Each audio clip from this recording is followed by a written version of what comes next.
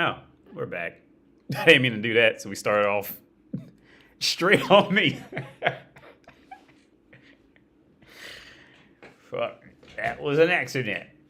But we here. And it has been a fucking while. Been busy. Life caught up. But I'm slowly trying to get it back on track for the meantime. But yeah, I'll give it a bit. So I didn't mean to have it on me when I first turned it on. Yo, what's up, Mount K-Town? What's up, man? Thanks for tuning in.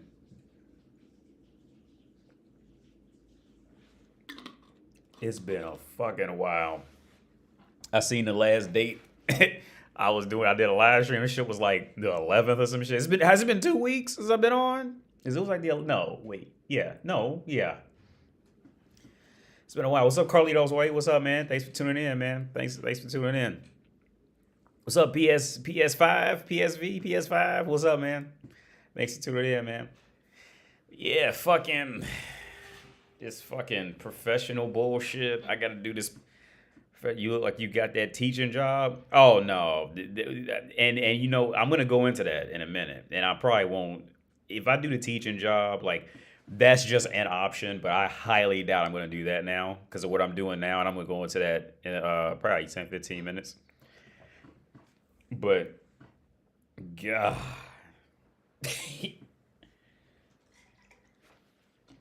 Whew. Mm.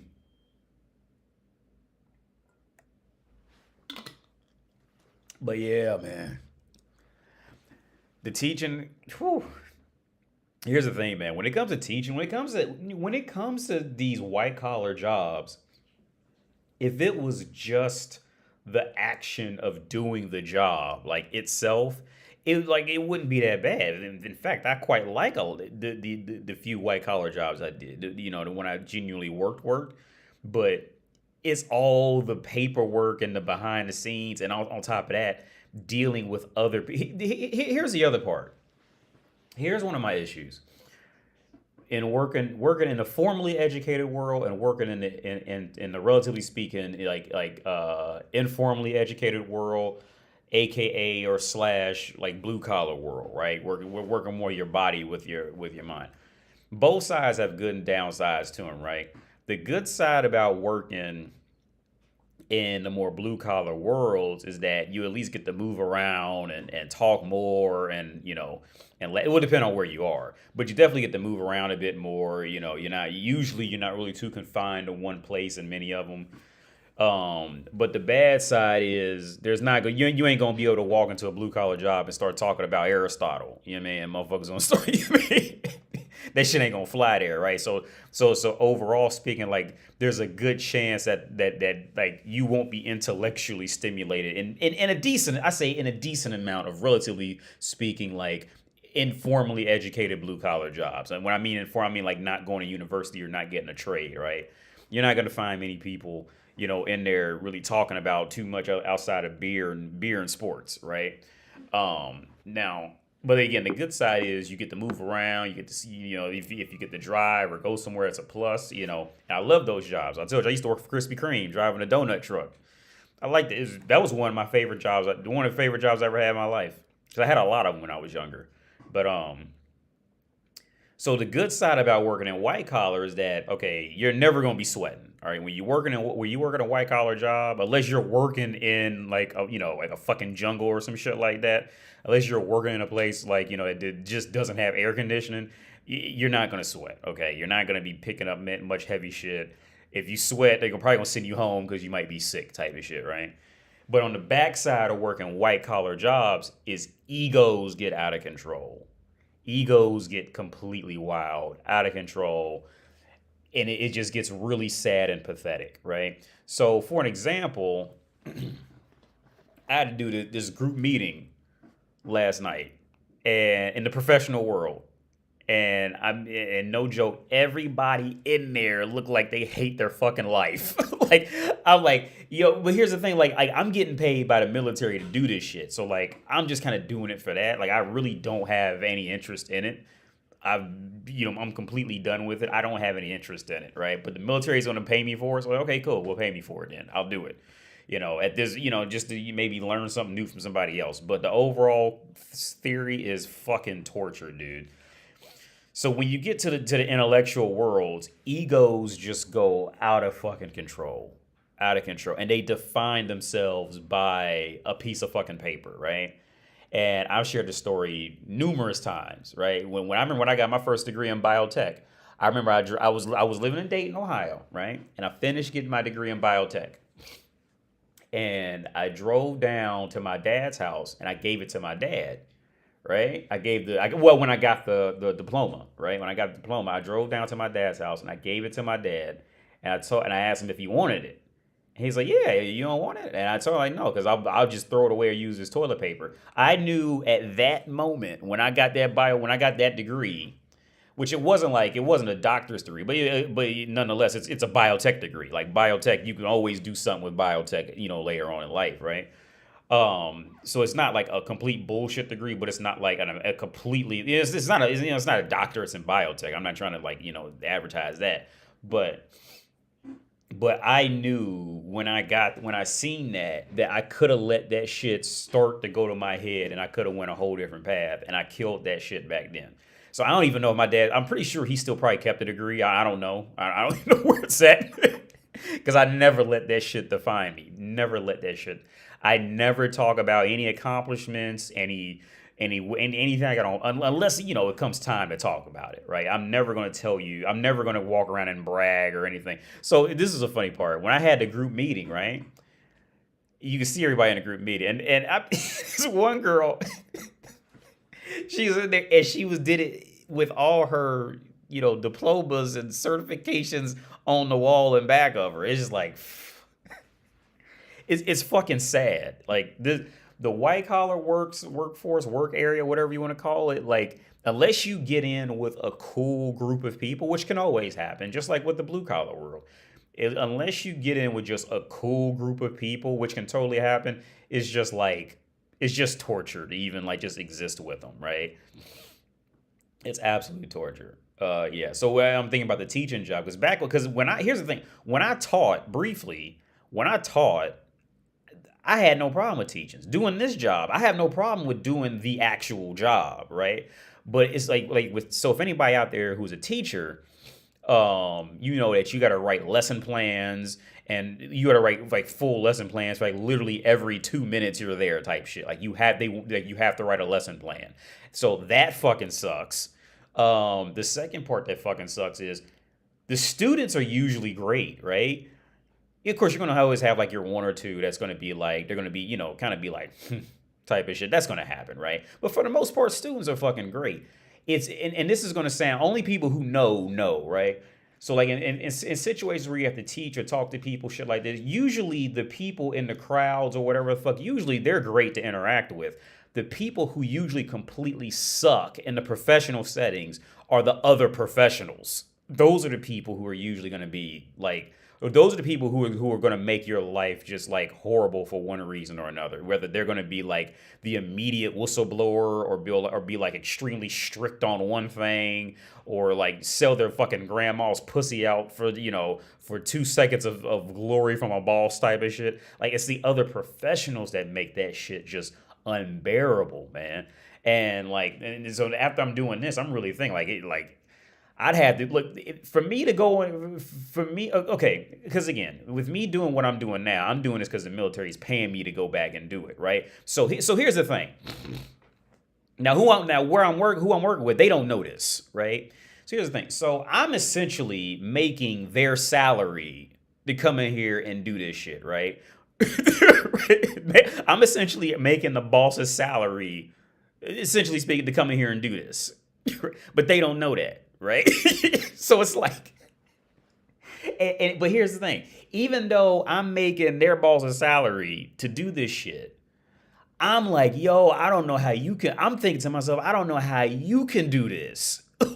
And be happy about this shit. Because I'm on my last leg with saying, fuck this shit. I'm out. And it's only been about 3 weeks. And I'm yo, I can't, this is horrible. Like, you people are terrible. Again, the clients are fucking great. I have no issue with the clients. None at all. I think they're fucking great. Um, well, for what it is, right? I think they're great for what they are, for that situation. I think again, it's the same shit. When you're dealing with bitches, it's always going to be the same. Generally speaking, it's always going to be the same. And if it's not her, it's her sister or her aunt or her mom. It's always when you're working with women as clients like that, especially as clients, but just in the world in general. Let's just be real about it. But especially when you're working with women like as clients in this shit. Everything I talk about on this channel, talking about bitches, dude, again, if she, like I say all the time, if that girl that you know in your life isn't 95% of what I talk about on my channel, if it's not her, it's her mother, her sister, or her niece, or her aunt who is doing that shit, and they'll slowly start to influence her if shit goes south. This is what it is, man. This literally is what it is, and it doesn't fucking change. Like, it doesn't change. It just doesn't change, dude. I feel like fucking like doing what I do, right? Which I love it when it's just me alone. Right, and I don't have to like have a whisper with other professionals. I could just stay the fuck away, because usually they're pretty pathetic in reality, for one reason or another. In this context, they're usually pretty pathetic. Just dealing with that shit, dude. Like they literally, it's just sad. It's sad. I'm just done with that shit. Hey, what's up, Bruno? Yeah, I'm good, man. What's up? Glad to caught you stream. Been so tired from work, so I just been sleep. Word. You woke up just in time. Yo, thanks for tuning in, Elijah. What's up, J1? Happy New Year, AD. Looking sharp, weighing on his tie. Thanks. But yeah, man, the fucking to go into the teaching world, like, again, the only reason I would do the teaching job is just to get my son into those schools, because here in Czech Republic, the universities have their own kindergarten, like their own school system for faculty, right? So that's the only reason why I would do that. I would work at a university. It's just so my son could get into those worlds, into that scholarly direction, to go that route, right? And on top of that, university here is relatively speaking is free for the kids anyway. So just to get him working with other people and other family, of just at least get him in that trajectory of it's just like one additional thing, of course, after everything I just talked shit about the professional world, at least he'll know what it is, right? That's the only reason I would do it. And I would go ahead and just do it for him. I would go ahead and put myself through that bullshit for him, just so he has that. Because here's another side story. I went to another library, like a regular library today. We were a little bit outside of Prague. And oh my God, dude, like, so much makes sense when you just go look at libraries in other countries, right? like when you see shit that, like, you be like when you see something, you be like, well, that was dumb as fuck, right? Like whether it's like how it takes so long for them to do construction, or like some other goofy shit, like ridiculous traffic jams, like like ridiculous, not like America ridiculous, but like absolutely ridiculous traffic jam. Like when you go to a library and you see the condition of the library, then it's like, oh, now that makes sense. Like, I see why y'all dumb as hell. Like, you have no access to knowledge. And I'm laughing. But that's the fucking reality, man. It's like, yo, like, I get, like, yeah, I see why you dumb as hell. Like, these books ain't talking about nothing. Why the fuck? You know what bewilders me? I don't even know if that's the right word to use. But you know what fucking bewilders me? Is like, why the fuck do motherfuckers spend so much time reading fiction? Like, for what? It's fiction. This shit ain't real. I mean, like, why the fuck are you taking so much time reading fiction? Like, this shit's not real. You can't apply this shit to nothing. It's fake. All right? I mean, like, reading a whole book, though. Like, I get, like, watching Power Rangers or some shit like that. You know what I'm saying? That's a, 20-minute episode. But, like, to really sit down and and put your thinking cap on and read a fucking 500-page book that ain't nothing but fiction bullshit? Like, why? Like, this is not real. Like,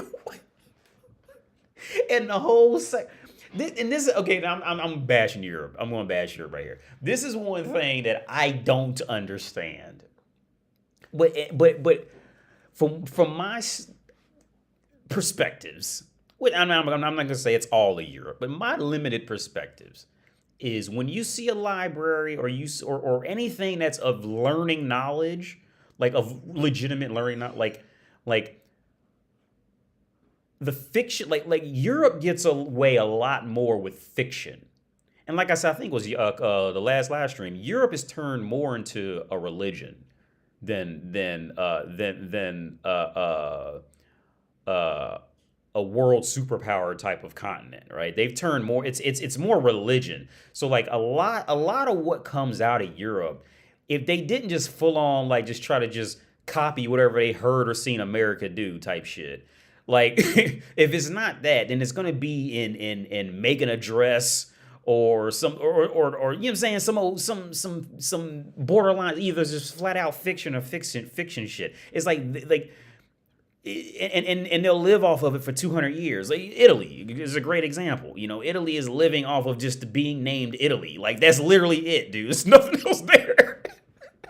Like it's nothing there. I mean, like they're living off of being called Italy. That way, if you buy anything that says Italian, you're gonna pay 40% more for it. That's it. You know what I mean? Like, but I get it. I get it. You know, I would send my son to school over here. I think the education. So here's the thing. Now the good part about Europe is when you do find people who are like doing. When you do find a legit real motherfucker in Europe that's like about their business, they be about their business and they be, you know, untouchable, right? When you find them. But the thing is, like, it's similar like America too. They really they are just sanctioned off in their own world, right? You gotta be in those worlds to even know them. And that's another reason why I was considering teaching in the university. So at least get around other motherfuckers who might be about something. But it's like either they be about something and they just go and they'll be the Formula One drivers, like they, you know, off the charts, amazing, right? The population exists, but the overwhelming other part of the majority is, in my honest opinion, dumb, if not dumber than what they call a dumb American. Okay, I got another example. A couple nights ago, I was on Facebook, right? And I was in this Prague Facebook group. And in this Prague Facebook group, there was this girl. I think she was Spanish, but she spoke fluent English. She wrote down in a post saying that she just wants to learn Czech real fast just so she can take a citizenship test and pass. And she wanted to learn Czech in a month to hurry up and learn Czech so she can go take a citizenship test. And after that, she just she has no interest in speaking Czech again, right? So of course, and see situations like this is what is where I spoke about a long time ago about, especially about Czech Republic. Czech Republic's issue is that they're literally in the middle, right? So they don't know if they're better than you or worse than you. You got to remember, when you leave America, you're judged on what country you're from, right? That's how they judge you primarily, right? And everything is, even if you're brown, if they think you're brown and you're African, well, you're lower. And if they think you're brown and they know you're American, well, then you're higher. Like, but it all comes like the racial / xenophobia was xenophobia. This is what xenophobia is. But like the way they separate, especially in Europe, is how they can deduce what country you come from. If you come from a richer country, then you're better, and if you come from a poor country, then you're lesser than them. And it's just and like with bitches, it's just where they are, right? So like the issue with Czech Republic is exactly in the middle, financially and logistically speaking, right? Right, they're so the country does, like, it's in the people. They don't know if they typically speaking, they don't know if they should see themselves as better or lesser than you until they figure out what country you come from, and it's on a deeper level, right? So if you haven't noticed, I'm a black dude. I don't know if anyone's noticed, but Yeah, so the girl on Facebook, she wrote, yeah, she spoke, her English was completely fluent. And she said, I just want to learn Czech because I just want citizenship. And after that, I don't have to speak Czech ever again. And they wrote, and all the Czech people got mad. That ego hit, right? Because, why don't you want to learn our language? Why are you so lazy to learn our language? And all that shit like that. That ego hit. And I was probably one of the only ones that spoke up. I said, this, learning Czech is a step backwards for, if you speak fluent English, learning Czech for you as an independent person is a complete step backwards for you in life, right? Because one, for some weird reason, Czech teachers are like double the price of a legit worldwide language, such as a French teacher, German teacher, Italian teacher, Spanish teacher. For some reason, Czech teachers are like charging double and triple the rates for learning it, just another, because I'm still dumb fucking founded by that shit.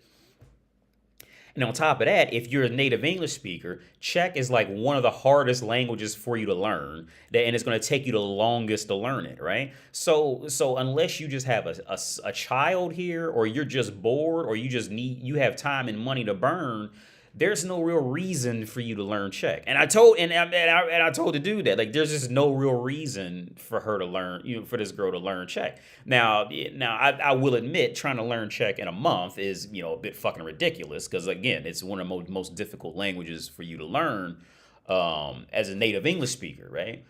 That's unless she was like a rare scenario, she has a 99% chance of failing that shit by learning Czech in a month and taking a citizenship test and passing it, unless she got extremely lucky in that test. But and so get this though, so where the story's going is the Czech dude, he was getting mad at me. So I inferred, so I told him, so it got to a point where I said, well, hey, look, the reality is my country just hit a debt ceiling. I know what the reality is. I'm humble enough to admit it. My country hit a debt ceiling. So for those of you who don't know, North America just finally hit a debt ceiling of saying like they were just too much in debt at this point, right? So the dude just read that and assumed I was African, because that taboo, the Africa taboo, being poor, 60% of the population is like extremely poor and all that. He automatically thought I was African because I said my country just hit a debt ceiling, right? So he said, "Oh wow, imagine." Hold on, let me see if I can find it. Let me see if I can find what he wrote, because it was. Oh, I think I took a picture of it. I took a screenshot because this shit was ridiculous.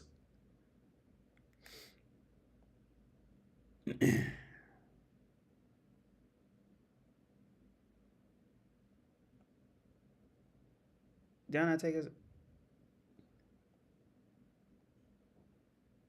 I don't know. I could probably find it if I go in the app. Because he got mad and tried to say, well, I'd rather. Hold on, let me see if I can find it. Here it is. Let me see. Here it is. He said, imagine someone who comes from a third world country with a screwed up economy benefiting off first world privileges they get from Czech Republic lecturing me on the value of this country's language and culture. Stop trying to sound special. You're a dime a dozen, bro, and a hypocrite to boot. So he thought I was from Africa. That's what that was. He said, imagine someone from a third world country. I said, no, sorry, dude. Like, I'm from Ohio. I don't use your system. If anything, your system's using me for my money because I'm bringing money over here. As the Czech pop, the Czech, it really is a shitty situation for them because they're in this constant theory of am I better or worse than you. They got legitimately into the European Union, and that's a whole nother conversation because many countries. See, here's the thing with the European Union. A lot of countries are not actually in it, but they'll try to advertise themselves like they are. A lot of them or they're like an affiliate of it, like they're not like actually in it. So a lot of countries they try to upplay it as if they're actually in the European Union with the cool guys, but they're not actually in it. If you really read into it, they're not for real in it, right? So, but in Czech Republic, really just hit that bottom, part of it of barely getting in type of shit. So it's like they're in this identity crisis, right? It's this huge identity crisis when it comes to country value.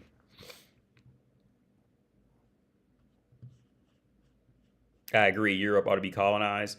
Yo, honestly, yo, at this point, yo, what's up, Random Mortal?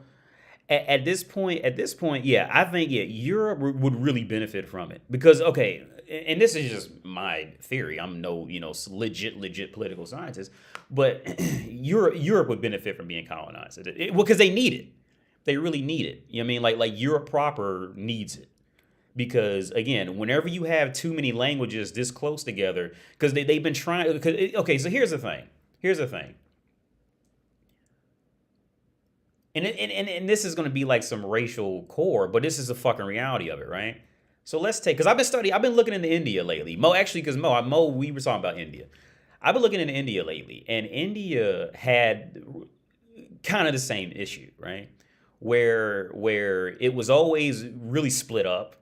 And there was only a few times they ever united, and the last time India actually united was because it was forced on them by an outsider, which was either the British or the Mughals, I think it was. So like but India as its own never really united, just on its own, except for like years back, relatively modern speaking times. The last two times India united, it was triggered because an outsider forced it on them, right? And here's the thing. People will look down on them for that, right? They will look down on India for that. Now, with Europe has been trying to unite since the beginning of fucking time. Right? Like Europe has never stopped trying to unite, and they can't do it. You know what I mean? Can't do the literally okay. Look, and now it's just gonna sound like I'm riding America's nuts, but literally look at Europe's fucking history. The best chance they had to unite was when North America came over here and introduced it to them. That was the best. To unite to legitimately be able to protect themselves from somebody, right? That was literally the best opportunity. Like they can't, because they've been trying to bring it. Whenever they try to bring up that whole fight of we gonna introduce the euro, everybody be like, no, don't do. They can't unite. But do people look down at Europe for that? No, no. Europe, they don't look down on them at all for that. Let's preserve their culture. They can't unite. So and like I said in the last stream about 2 weeks ago, what happens when people can't unite? It's a matter of time before somebody comes in and steamrolls them. That's just what it is. Right? It's just if people can't unite, it's just a matter of time before somebody who did unite is going to come in and steamroll you. That's what it is. And that's pretty and Europe has struggled with that throughout its history. Whether it be its own neighbor that's European or somebody else, they've constantly struggled with that. The continent has constantly struggled with that. And now to the point where Europe is literally just kind of hovering in the middle of either joining Russia or joining North America. That's literally, okay, at the rate this shit is going,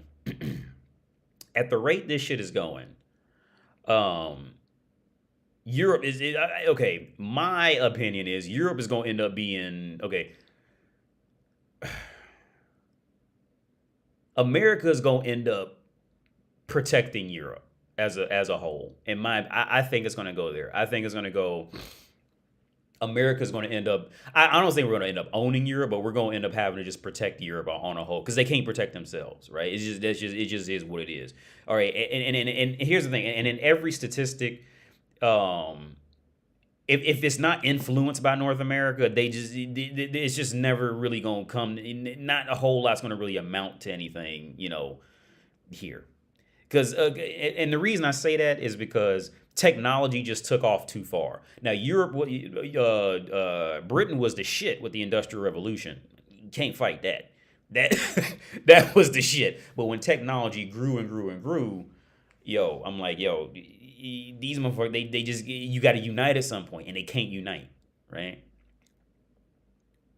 Yeah, I'm going to do a video. Yeah, I'm going to do a video. Haiti just retired from the service and sold everything in Kansas City down in Mexico now and don't know if I can live here as I thought. Did you go through this when you left the USA? Freshness age. So freshness. All right, so I'll tell you.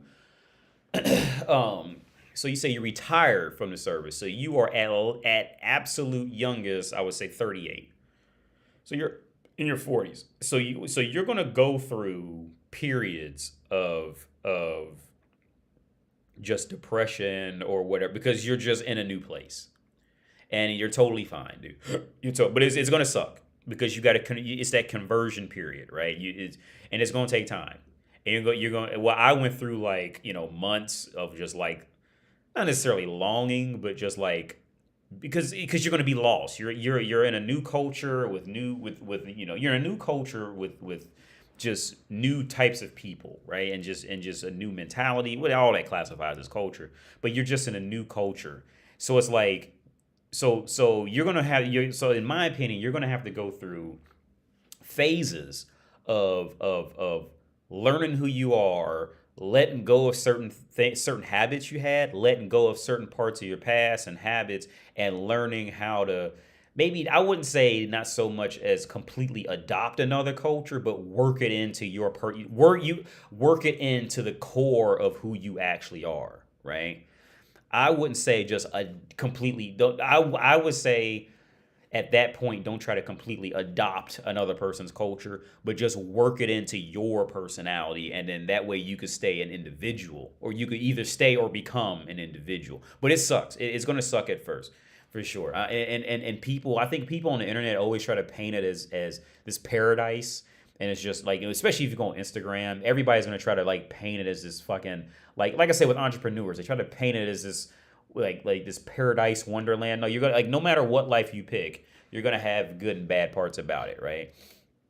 And leaving places like the U.S., it's gonna take time. I would say stick with it. I honestly would tell you to stick with it for at least a year. Stick with it for at least a year. That's what I would tell you. Because it's like getting a new job or like doing anything new. Okay. So what we learn in my training is like the top. So for example, Google the top 10 stressors, right? Go Google like the top 10 stressors in a person's life, and there are always going to be things that shifted your sense of habit, right? In terms of like maybe having a kid, starting a new job, getting fired or quit from a job, anything that disrupts your human habit is gonna wear on you, and it's up to you to work your way through it. Because in my opinion, if you don't work your way through it, the alternative is essentially being a follower, right? Is being a slave / follower. That's my opinion of it. Because if you don't work your way through of figuring out exactly who you are through the rough times of just mental anguish or being distraught mentally, you have to work through that on your own and make and figure out how to call your own shots and figure out things and philosophies on your own. Because you can always go back to America and get a job at fucking Walmart and just slide back into that basic habit. That's always going to be there, dude. You can always do that, right? Right. And maybe that may be a little further down the line of a perspective, but coming to that realization, you can always go back to America and work some random job. You can always do that. Right. So my opinion is I wouldn't put too much value in that because you always got that. Right. So in my opinion, this is a part of the adventure, and adventure is not always fun. More times than not, adventures suck when you're going through them. Right? Because that's what adventure is. Adventure is something that's going to disrupt. An adventure is going to be something that is not in your habit. That's the only way you can feel something, right? Is if you break your own habits, right? That's what the adventure is. And the part that movies and shit don't go into is that you're going to have some downtime and rethink shit and be like, oh my God, this sucks. I was telling somebody a couple of days ago. Remember when I don't know if anybody was watching me back then, but when I was in Ukraine when I was live streaming from Ukraine, and oh shit, yeah, when I was live streaming from Ukraine, COVID had just happened, dude. COVID had just happened. So people was getting locked out of countries. You couldn't go into some countries. They'd keep people in airport. It was horrible, dude. Then on top of that, I was doing these night sessions back in the US that was like an hour and a half, and it would be like, in the middle of the night. Then I didn't know if I'd be able to come back here. I had all my shit here, and I still had a flat in the US. And it was just like it was an adventure, right? And it's a great fucking story to tell, but the greatest stories to tell later usually suck balls when you're going through them at the time, right? They usually fucking suck ball sacks when you're going through them. Oh shit! Did I just trying to open? Oh, hope it's still up. Yeah, there we go. Okay. Yeah, they fucking suck, dude. When you're going through adventures, they fucking suck. The best told stories are usually ones that usually suck when you actually going through them for one reason or another. But yeah, man, if you in Mexico, I would say just or the reality of it is maybe you just not feeling Mexico. Maybe Mexico is just not doing it for you. Maybe try traveling somewhere else. Maybe just I would say maybe just try flying. Maybe what time is it? Yeah, maybe just try like flying to I don't know Brazil or something since you're already in Mexico. I'm checking my email now.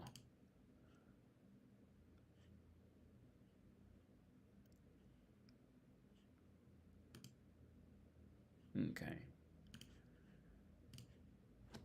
But yeah, that's all part of the journey, man. You're just in it right now and it sucks. It can suck at times for sure.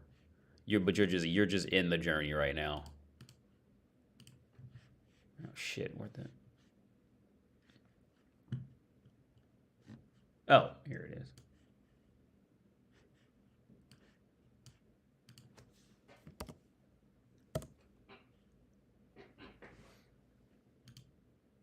Okay. Put this right here. And let's do switch it down. Aww.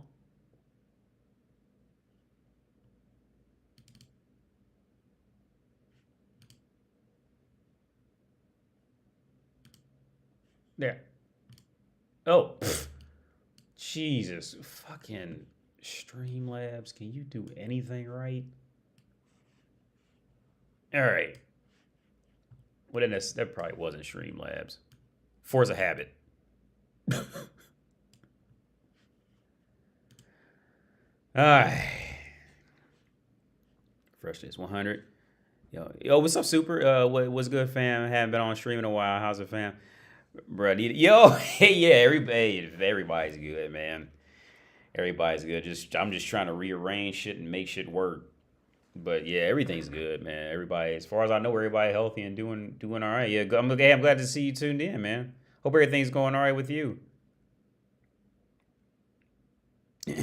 That's an absolute word. He's bearing the red pill torch for the what? I don't know what a zillennial is. I heard that. Yo, AD, it's easier to move to a different country when you lived in different countries as a kid. I bet. Yeah, Mo. I bet. I would definitely. I've never done it because I didn't leave the U.S. till I was 30. So I can't honestly say. But a friend of mine. This is a real quick side rant. A friend of mine. I remember we was riding We were driving. He was driving, and we was riding somewhere, and he told me like he broke down and was like I'm really kind of jealous of you, right? Talking to me. I said, well, like, why? Why? And he said because he grew up as a military brat, so he moved around his entire life, like in different countries. Because I didn't even know that he didn't even go to like elementary or high school in America. He went, he was going in different, like, way out. I didn't even know all this. So he said, yeah, I'm jealous because you lived in one general place, your whole life, so you have a home. Whereas he was saying, like, from his perspective, like, he doesn't really have a home because he just always kind of moved around and just kind of met new people. And, and as soon as he met people, he got up and left again. So he said he was jealous. He was jealous of me for that. And there's no way to fix it because we grown now, we're fucking, we're grown. Gen Z, okay. I'm still a bit confused on all that lingo. Quinless Moss, I hope I pronounced it right. So adapt to the culture. England has needed American assistance since World War One. Yeah.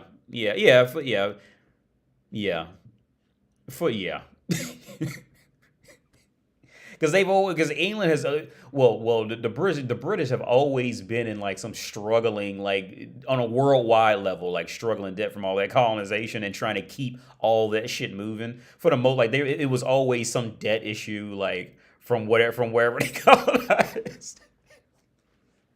And I got to look at it like Scotland and like how they did that's fucked up. They did Scotland. But no, I got into reading about India. Now, what I will say about India, I'm gonna start this video in a minute. What I will say about India is like that was fucked up. How that shit like it was one of them hindsight's always 2020 shit.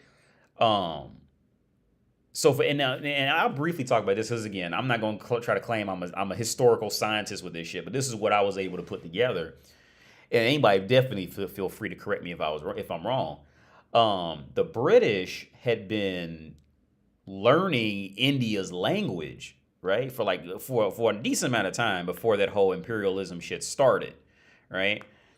Okay, so here's the thing. In my opinion, and I'll admit this is relatively an ignorant opinion because again, I'm not from India. I don't have any deep ties to India. I'm only going off of what I was able to put together through sources I found, right? So this is just my opinion based off of that.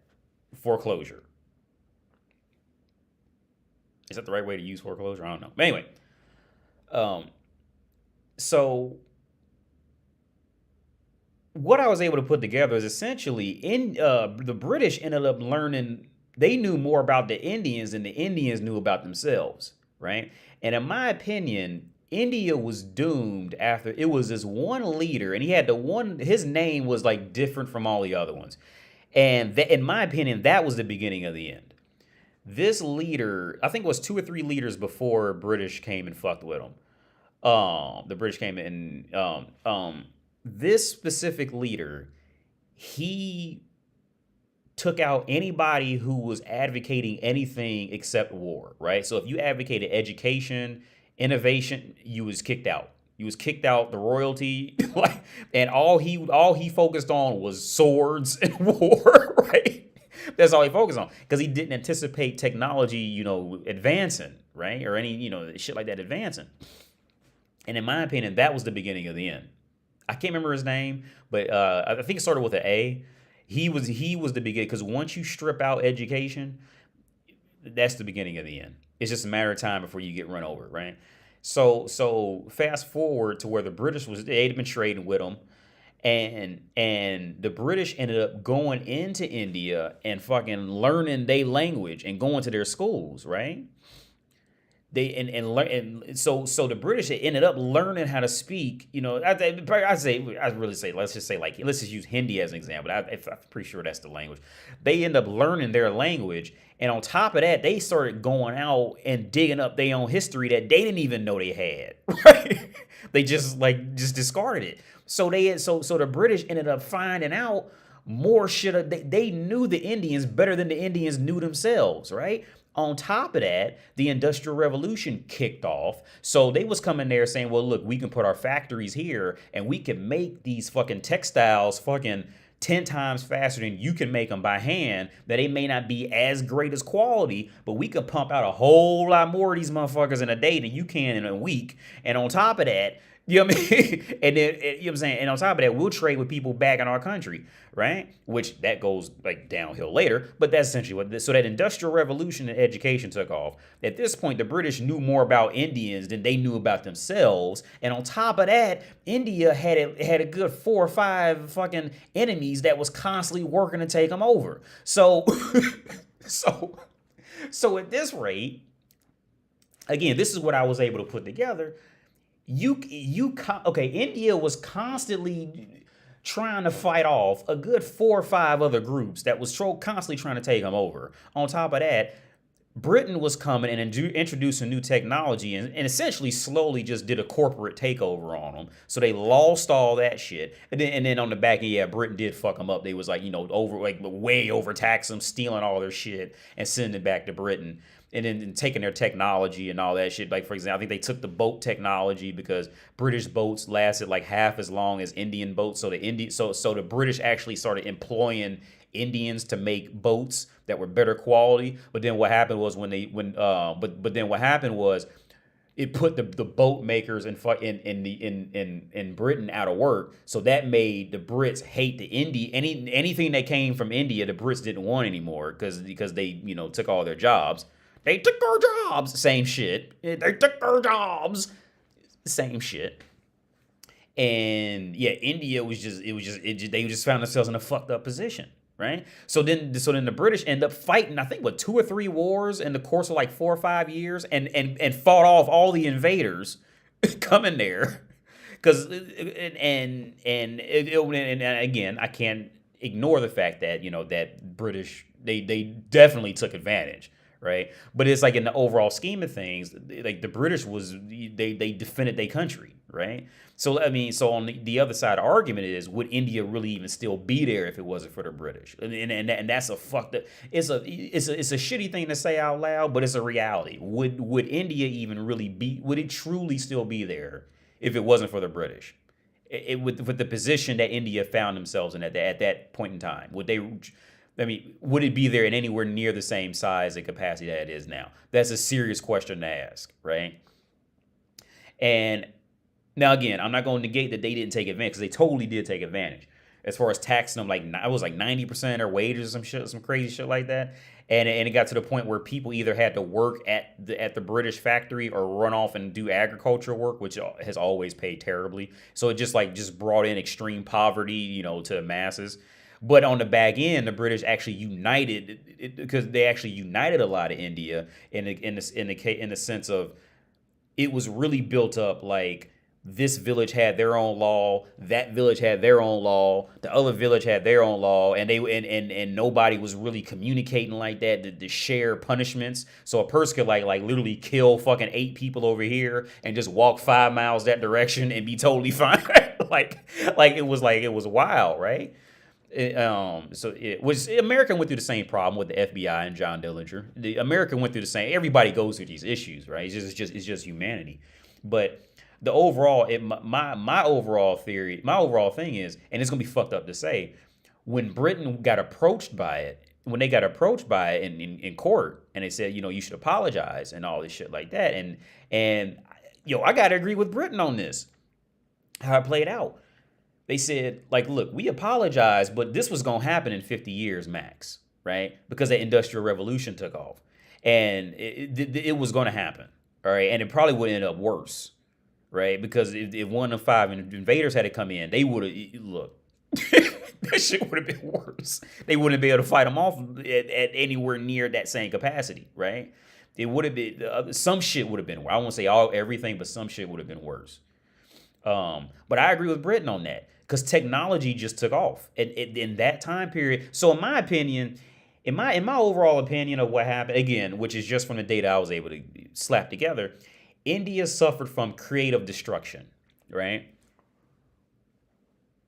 So, having a singular language in a country, yeah, I agree, Mo, because that singular language can make you unite a whole lot easier, for sure. In my opinion, India suffered from creative destruction. So for those of you who don't know what creative destruction is, and I'm starting this video right after this.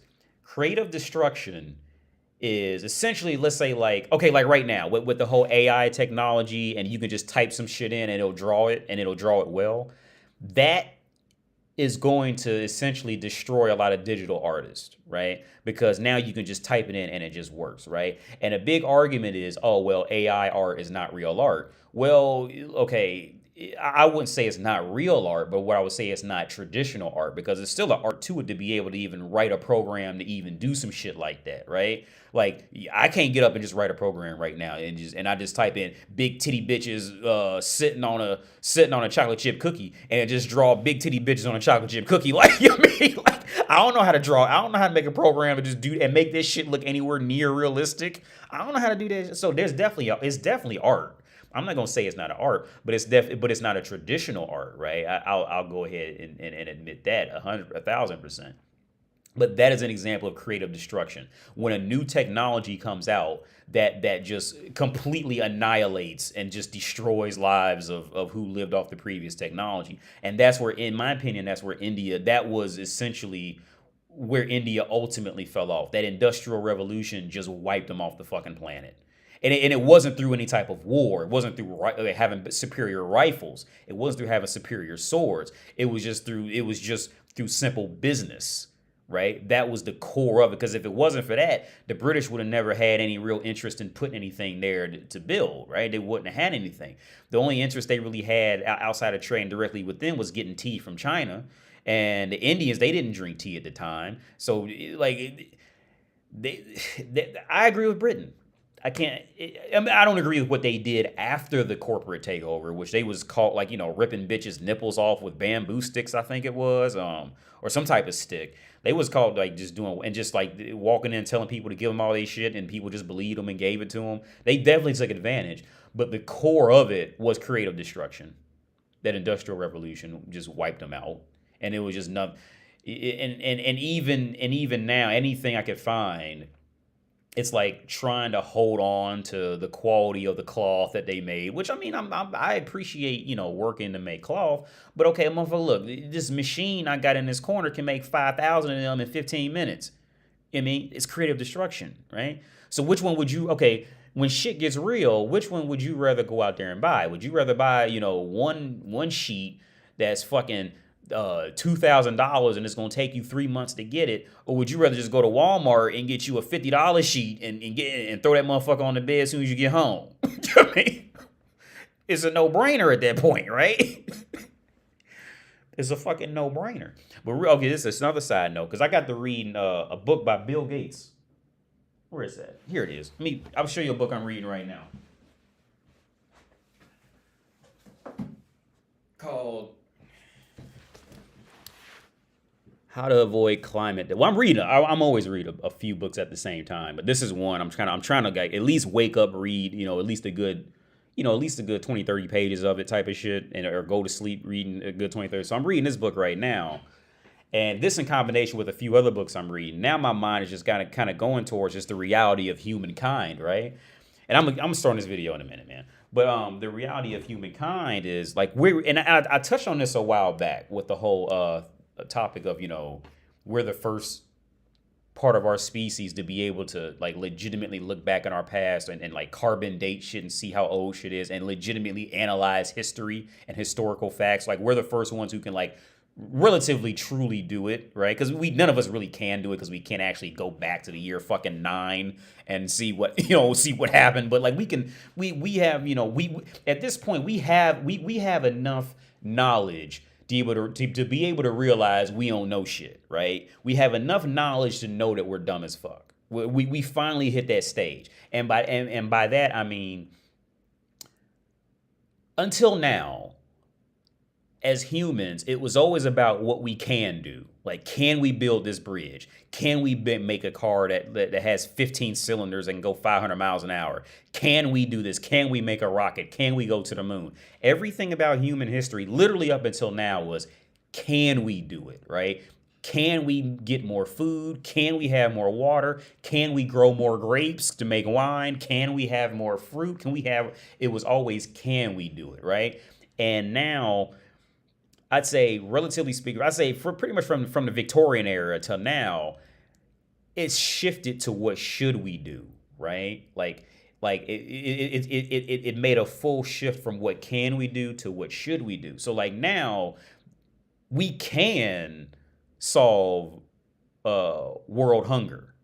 We can do it. Like, we can do it, right? But it's what should those people do who are governing these countries, who are suffering from starvations? What are these people actually doing with money and help and aid from other countries? What are they actually doing? Are they, what are they doing? What is their reasoning? Like, there is no reason for the world to suffer from world hunger, right? There's no reason for it. We can supply the world with enough food, right? We can do it. There's nothing stopping it. There's no shortage of cows. There's no shortage of corn. There's no shortage of wheat. We can grow as much of that shit as we fucking want right now, whether it be naturally or relatively speaking, in a lab. We can. Like, it is totally fucking possible, right? The problem with world hunger is not we don't have enough resources. The problem of world hunger is humans doing the wrong shit, right? Greed. That's the fucking problem, right? There's no. Yeah, I agree. Yeah, MGTOW forever. Yeah, there's no shortage of land. Yeah, there's the power should be have messed it up. The time has messed up the timelines. Yeah, yeah. Because greed is going to kick off, and see, and this is that trap of countries in poverty, right? Because once that, but here's the thing, man, and this is one thing I've noticed is once that poverty hits people, like they are forever. A lot of times they're forever fucked up. Every now and then you get a South Korea, right? Every now and then you get a South Korea, which I'm a fan of South Korea. Every now and then you get a South Korea. It doesn't happen often, but it happens, right? And okay, and here's the thing, and one thing I was able to correlate with poverty, and maybe I'm just late to this, is the religion, right? Wherever you see, okay, in my opinion, extreme religion, and extreme poverty, because poverty doesn't necessarily mean they were religious or were in communism. Some countries are just flat out just poor, right?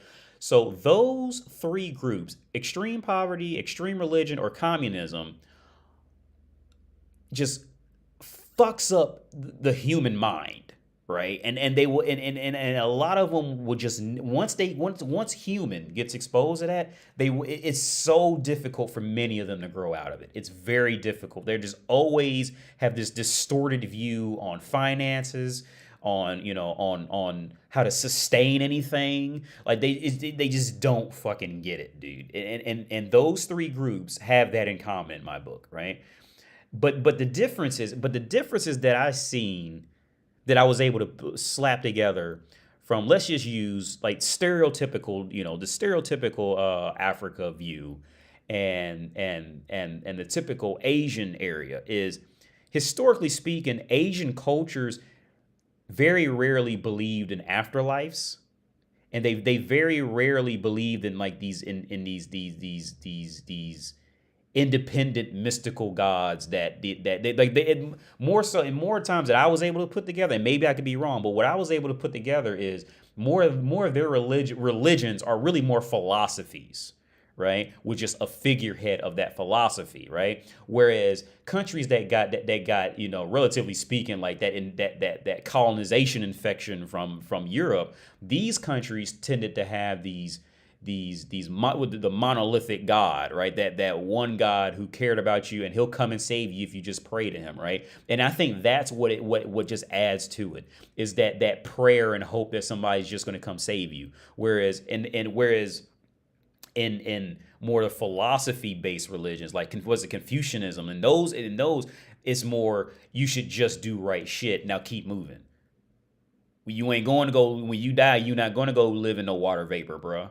Don't even think about that. Why even think about it? Just do right shit. I mean, so some of them would kind of trickle off into it. You're always going to have that. But for the most part, it was more focused on life, how it is now, and not, if I just pray, this HIV will leave my system. You know what I mean? But yeah, funny, Tony Stark had the same problem.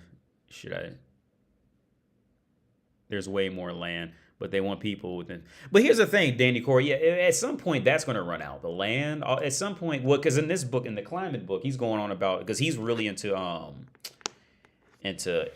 global warming, which now it brought my attention to global warming, because he's real into it. Bill Gates is real into it. Not a great writer, but he's not a great writer, but you can tell he's definitely lived life. So I would definitely recommend it. I'd say like the first chapter is pretty much a waste of fucking time, but it helps to get you on that path of thinking. But I would openly say he's not a great writer. Here's the thing, like he's not like, when I say he's not a great writer, he's not like PhD level writing papers type of shit. But you can tell he's a dude who's definitely lived life and seen and heard and been exposed to shit that most people ain't gonna never get to see or hear or be exposed to, because he's Bill fucking Gates, right? But but he definitely brought my attention on many things. Like, for example, he brought my attention to this. So you know how, and this is another part why I kind of got on Europe, right? So power lines, right? Like power lines, and power lines that where your electricity runs through. In America, we have power lines everywhere because they're above ground, right? Well, in Europe, most of them are underground, right? To put a power line underground ends up costing you 5 to 10 times more than to keep it above ground. Now, there's pluses and minuses, right? And Bill Gates, he went on this in the book. He said, yeah, the plus of having power lines above ground is that, of course, it's cheaper. But the bad side is if there's a bad windstorm, it'll, or a tree gets tangled up in it, you have to send somebody out there to fix it. But if you put power lines underground, well, now you got to dig up all this ground. You know what I mean? Like, instead of just driving somewhere and digging a hole, you know what I mean? Like, you got to dig up all this ground. So it ends up, but he, okay, long story short, he goes into putting it underground. It actually ends up costing 5 to 10 times more to do that and maintain it, right? And like I said, again, I think America learned a lot of mistakes from Europe. And I think and that's my genuine opinion on it. Where else was I going with that? And Europe actually produces Europe actually produces about 10%, 10 to 15% more pollution than America does, right? Which is wild if you think about that shit. But anyway, let's start the video because I'm talking too fucking much.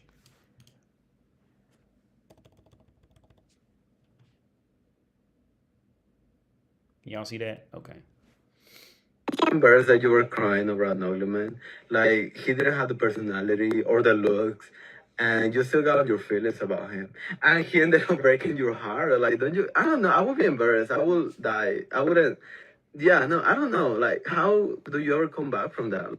You know what bewilders me? Women that make TikToks on some, this is how you act on a first date if you want to attract a high value man. First date, he gonna know. I laugh at all my own jokes. I'm violent and I'm conceited as fuck.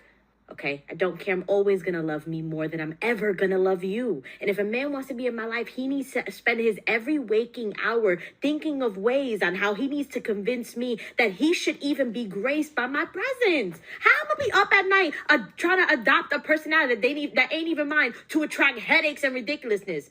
Because as a woman, your personality sucks. That's why. If you leave woman to her own devices, dude, her personality fucking sucks. The only reason why anybody paid her attention is because she's just biologically in her prime to get fucked, is to get dick, right? That's just the brutal reality of it. The reason why you have to adopt a person, the reason why let me pause it on a more favorable. The reason why she has to adopt a personality is the same reason why throughout history, when bitches got to be, around motherfuckers with money, they would have to send girls to etiquette school because it's no fucking secret. Because woman's personality, if left unchecked and she knows she's cute, woman's personality sucks. Dude, alone. It's horrible.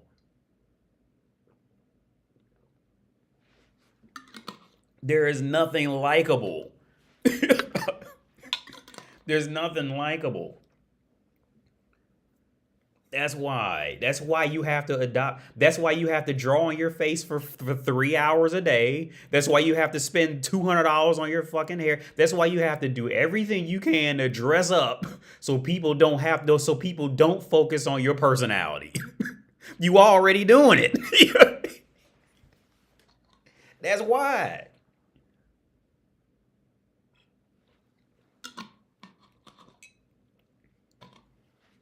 The only reason she's mad about it is because it's gonna take thought.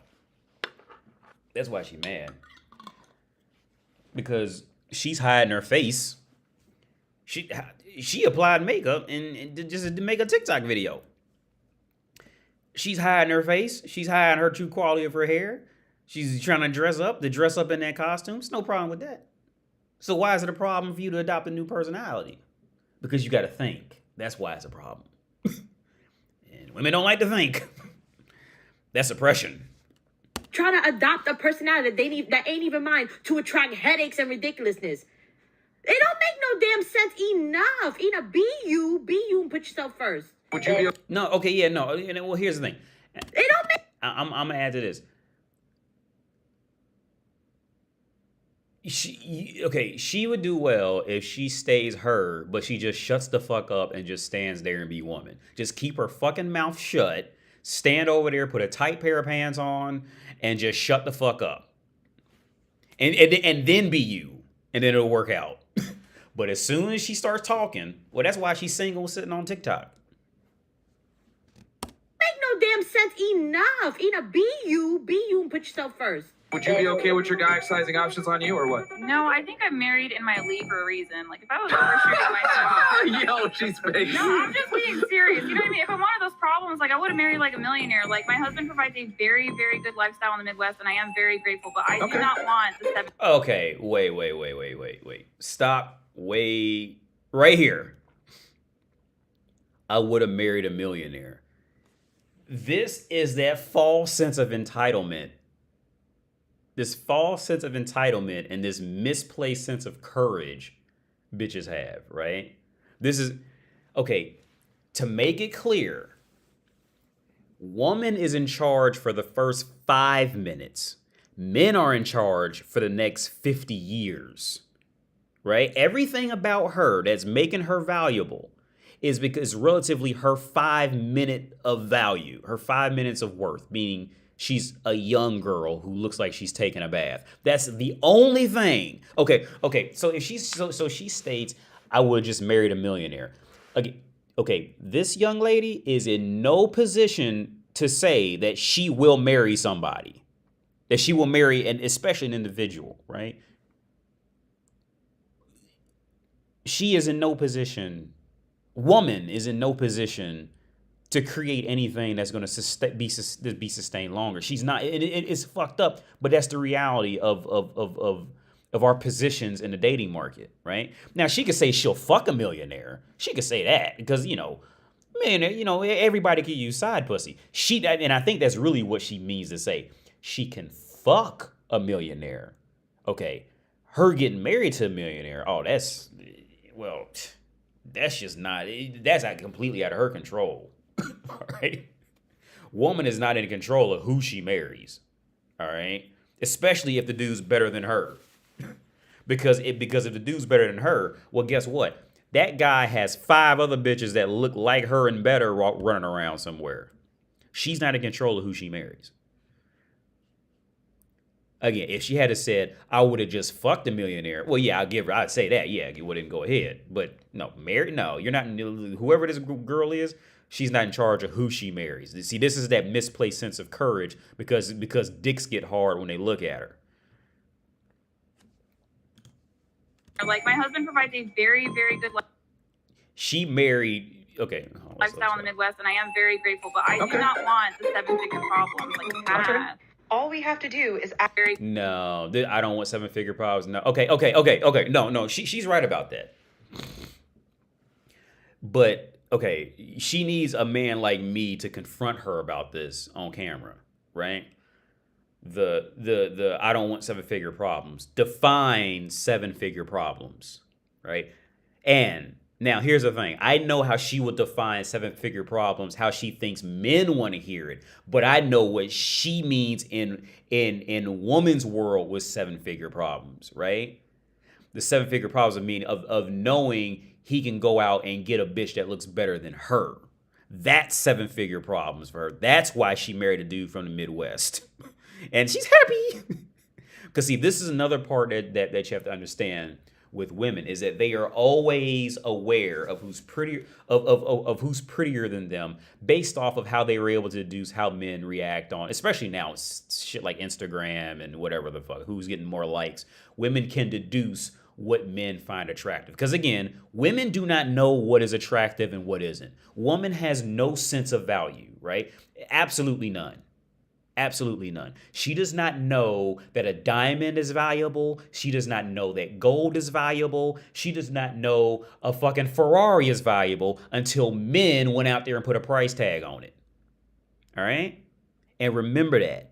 Remember, she does not know what is valuable. She does not know what's valuable. The only reason she thinks she knows what's valuable is because men said it was valuable. She doesn't know. So when it comes time to her to put on makeup, put on hair, put on shoes, the whole reason she put value in her own makeup is because she deduced that men put value in bitches who put on makeup like that. All right? You got to get this. You have to understand the fucking order of it, and this will take away the intimidation on it. You have to remember, she doesn't know. All right, all she knows is somebody's always gonna want to fuck her, and where she figures she can get the most protection out of a guy, you know, to stay with when her time's over and she's gonna need protection, right? That's it. All right. When it comes to diamonds, shoes, dresses, the only reason she gonna buy one dress over another dress is because she figures a man likes her in that dress, right? That's it. Or she figures she might look nice to get another man's attention. This whole thing, I don't want 7-figure problems. No, she don't want 7-figure problems. But okay, so here's the thing. In her league, right? Let's use her as an example, right? Like I said, the prettier the girl is, the harder it gets for her, right? Because she's always in the running she's always trying to be prettier, right? Every fucking woman. Every woman. It doesn't stop. It does not stop. Men go through it too, as far as like trying to earn more money, right? They can fall into the trap too. But sooner or later, a lot of men genuinely can grow out of it, whereas women don't, right? Because to be woman is to be in costume, right? So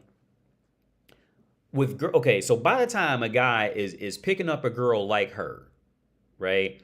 By the time a guy's picking up a girl like her, that's generally gonna mean the guy's confident, right? Why is the guy gonna be confident? Because he's already fucked bitches that look like her, right?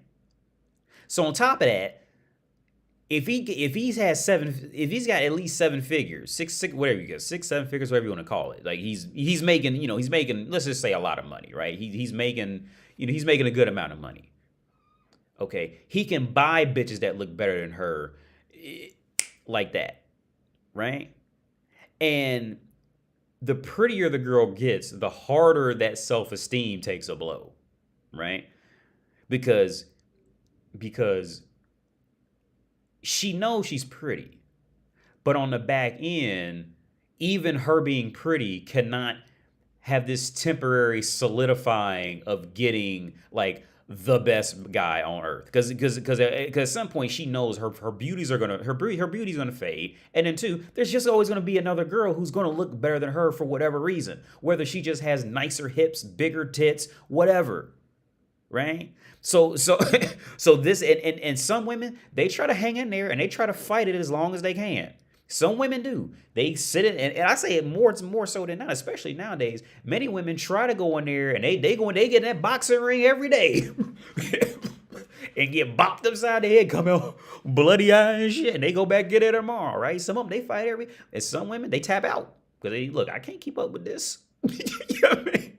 So how can I manipulate my words to make it sound like I'm the one who's in control? That's what it turns out. But again, she's not in control of who she's going to marry. She's in control of whose dick she'll suck, but she's not in control of who's going to marry her. No, absolutely not. Very grateful, but I do not want the 7-figure problems like you have. All we have to do is ask a man's opinion on Kevin Samuels or Andrew Tate. And So thank you for coming out with me. It's so nice to see you. You're dressed so sharp tonight. So can I ask you a fun little question? What do you think of Andrew Tate and Kevin Samuels? I'm curious to know your opinion on this. Oh, those guys, don't get me started on them. I feel they've done irreparable damage to the female community. Yeah, he's gonna lie. Andrew Tate should have been banned way sooner. He is harmful to this new generation of young men, and he is definitely not the top G. You want to fuck now? Yeah. And what he did right there, that's the same thing I said about the body count thing. That's exactly what bitches are going to do with the body count fight. Well, how many people have you had sex with? Bitches already know men don't like women who slept with a bunch of men. So they always going to say, well, I had to. She just going to lie, right?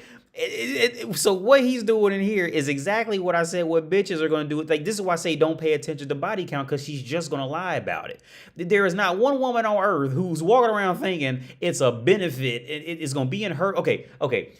Let's take, what's the bitch name that had the baby? Not Tommy Loren. Lana Rhodes. Lana Rhodes. I want to see an interview where they ask Lana Rhodes, get her drinking, right? Get her drinking some wine, and ask Lana Rhodes, does she think that does she think how they say a high value man? Does she think a high value man would seriously want her to be the mother of their kid of his kids? She knows it, right? Every bitch knows it. They all of them. It's not like this is, uncommon knowledge. Women know, like women spend their time studying men far more than men study women.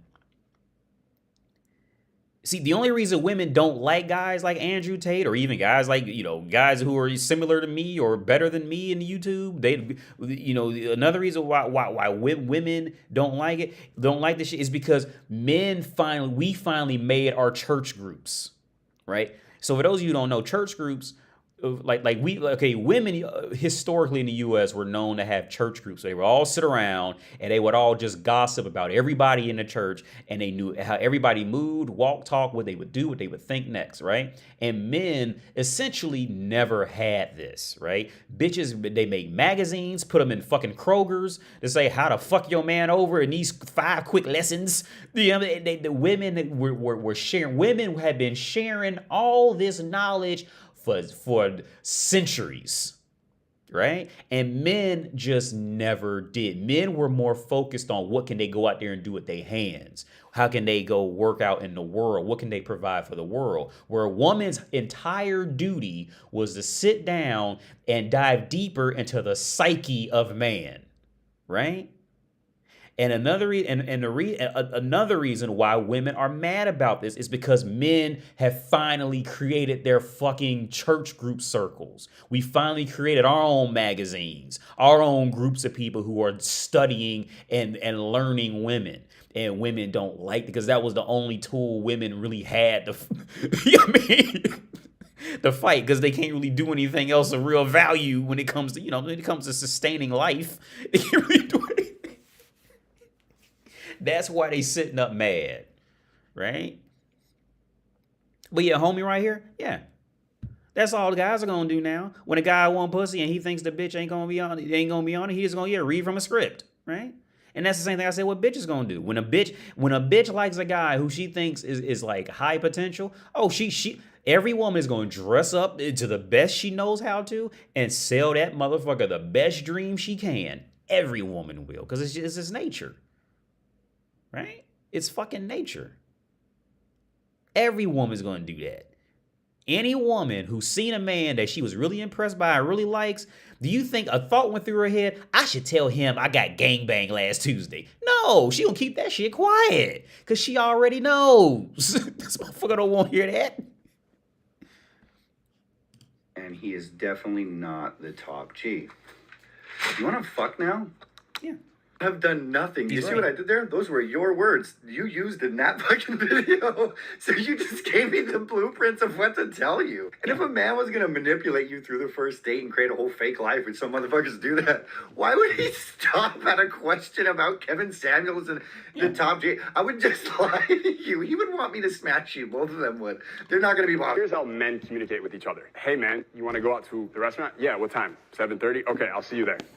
That's how men communicate with each other. Here's how women communicate with each other. Hey, what are you doing tonight? I don't know. My hair is all fucked up. Well, what do you want to do later? I'm not sure. The conversation goes fucking everywhere. This type of conversation is very natural and normal for them. When I say men and women, a better description would honestly be masculine energy and feminine energy. Because there's a lot of women who can have masculine energy and a lot of men who can have feminine energy. Feminine energy is very flowy. Masculine energy is very direct. Yeah. When you go and you're talking to girls, and you want a vibe or chemistry with the girl. When a girl's like, we have a vibe or we have chemistry, what she's really saying is when I talk with him, it feels like this, and it feels natural and normal. And so being able to do both of these things, I think is really important for. If you're talking to a guy that claims to be interested in dating you, and you say something like, oh, I'm going to get my nails done, or my hair, I'm going to the mall, and he does not offer to send you money to contribute to that, you need to block. Guys, wait, I got it. If you're talking to a woman and she says that she's going to the mall or she's going to get her hair or her nails done and you don't contribute and she offers to block you, she did you a favor. Because why isn't she in this economy refraining from getting her nails done? Why isn't she in this economy getting a second or third hustle? Why isn't she in this economy finding other things to do besides getting her nails and her hair done? Why? Okay, look. Okay, I'm gonna say this one hard time. Don't ever pay for a bitch to get her nails. Okay, if you talking to a bitch like on some shit, like how they trying to come up, like y'all just dating shit. This is that fucked up sense of entitlement. Because she thinks she's in power because fucking 300 guys want to use her raggedy pussy on Tinder. So now she thinks she got some leeway in this shit.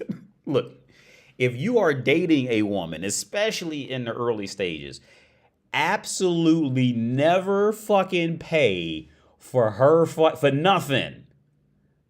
I say maybe food if you just want to do that. Right, because that might be in your code because you offered to go, so you want to pay for it. I can see that, but no, don't pay for her fucking nails. Don't pay for her. Okay, because think about it. Why the fuck is she getting her nails done? Why is a woman gonna want to get her hair and nails done? To appeal to men, right? That's why she's gonna do it. That's the only reason why she's doing it, because she wants to look good for men. That's why. So she's gonna have you, the simp, the chump, pay for her nail and hair to look good, to broadcast to other men. Wait, is she gonna have you pay for that? Get the fuck out of here. Fuck out of here with that. Because why isn't she in this economy refraining from getting her nails done? See, bitches got the order. Well, bitch, they always got the order completely fucked up. Because it's just their nature, man. Because they don't know. I mean, logic is oppression to them, man. Look, the reason why you get your nail and hair done is to go get a man. All right? This Jedi mind trick bullshit is not going to work. The whole reason you getting dressed up, the whole reason you getting your eyebrows done and your makeup on is so you can look good for a man. All right? This is not, I'm not, okay. This is, okay, what she's doing, I'm trying to think of an analogy. What she's doing, right? What these dingbat bitches are doing now, at least from this, they are a car that wants to go to a car show, but they're not gonna put themselves in a car show unless the people who want to come look at cars buy rims for the car. You know what I mean? Like, y'all know them like car shows where they got like rims and cars and shit.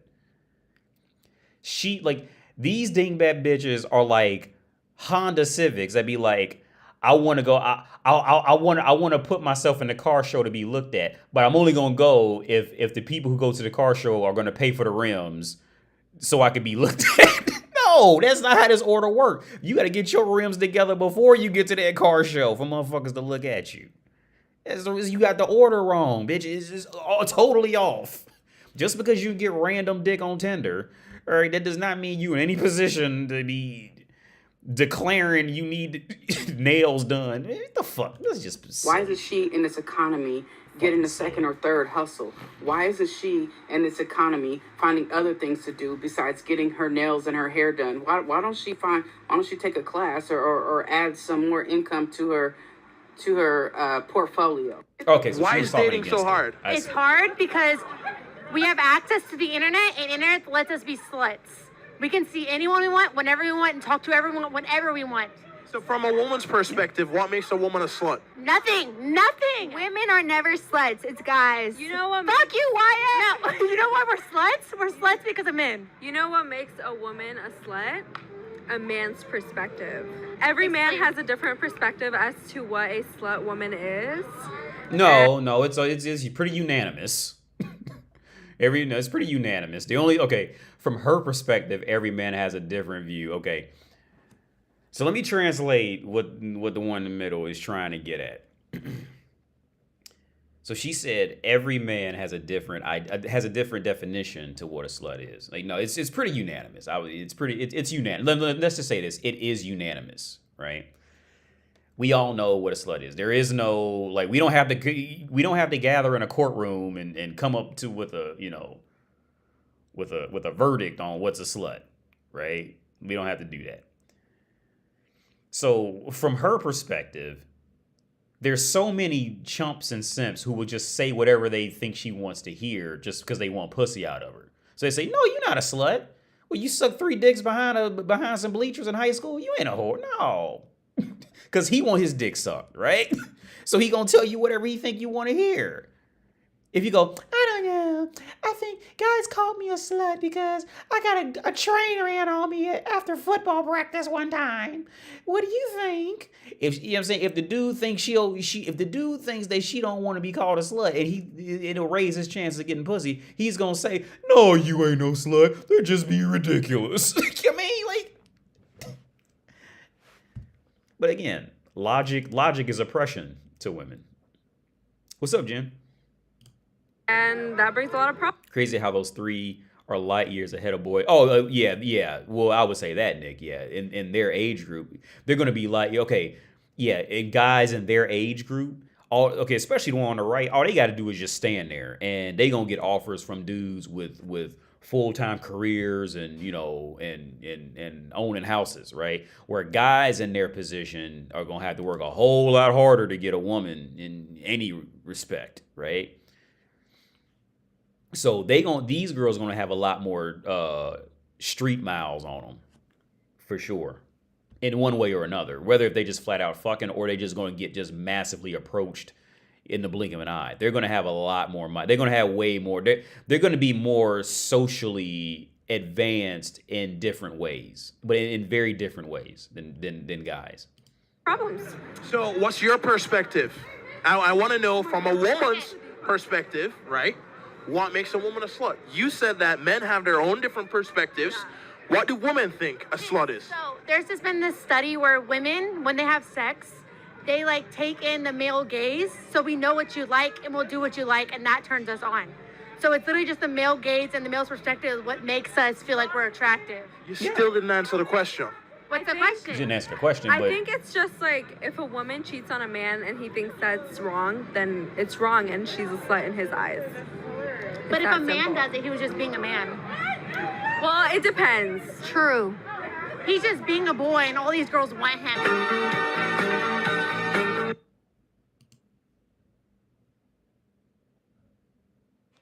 I'm really different because I didn't see that. Because I was thinking about a story I wanted to tell real quick. Let me rewind this. These girls want him.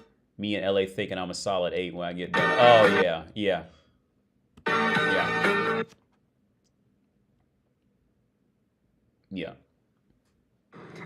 So one story I want to touch on about the whole slut part, right? Because I was talking about a friend of mine, his wife was a friend of mine whose wife left him, which is fucked up, right? That's fucked up. They had 2 kids, and she left at a shitty time. She left him for another man, who was married, by the way. It was fucked up. Now, this is the difference in, it's the bigger dynamics. The bigger dynamics is why men are valued and women are not valued, right? Because it's the whole thing. Like essentially, woman is to be bought, right? That's just is what it is, right? It always has been. Woman is essentially to be bought in one way or another, because woman always expects to be given something because it's her nature. Her nature is to take from society, and man's nature is to give back to society, right? So but here's the thing: the inner dynamics of why men are not looked down on this and women are, right? And I'll give women a little bit of credit for this because their perspective it's really the woman's perspective that keeps it going. So the friend of mine's wife left him, right? And left him for a dude who was married. Now, the reality of the dynamics that play out in this is wild if you really apply thought to it. So with his wife cheating on him, that means she was getting nuts busted on her face. You know what I mean, drinking another dude's cum and then coming home kissing his kids with that, right? Like Jada Pinkett, right?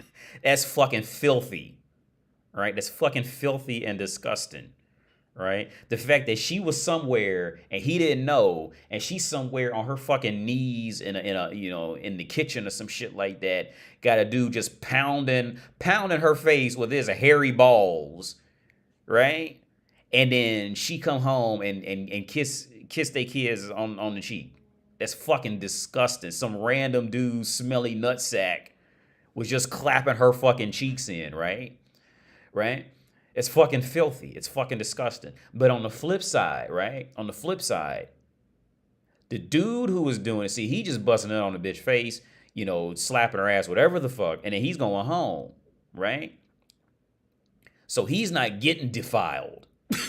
Right? He's not getting defiled. And then on top of that, this is just basic woman nature. Every fucking scientific any study will verify what I'm saying. Women see men who can get women as more attractive and valuable, right? It's just the nature of it. And this is what keeps men being more valued for fucking other bitches, while women get devalued for fucking more men, right? For getting fucked by more men, is because, okay, women, and this is one of the rare areas where women do apply value. Women crave a man who is already taken by a woman, right? They crave a man they crave men who already have some type of social circle, but especially if he already has a woman. I'm sure you've heard many stories about guys who they could never get a girlfriend until they got married. Now women won't stop staring at them, right? Or they had a kid. Now women won't stop staring at them. Women want a guy who's already become and taken. Because again, woman expects to just be handed shit. Woman does not a guy who's in progress, right?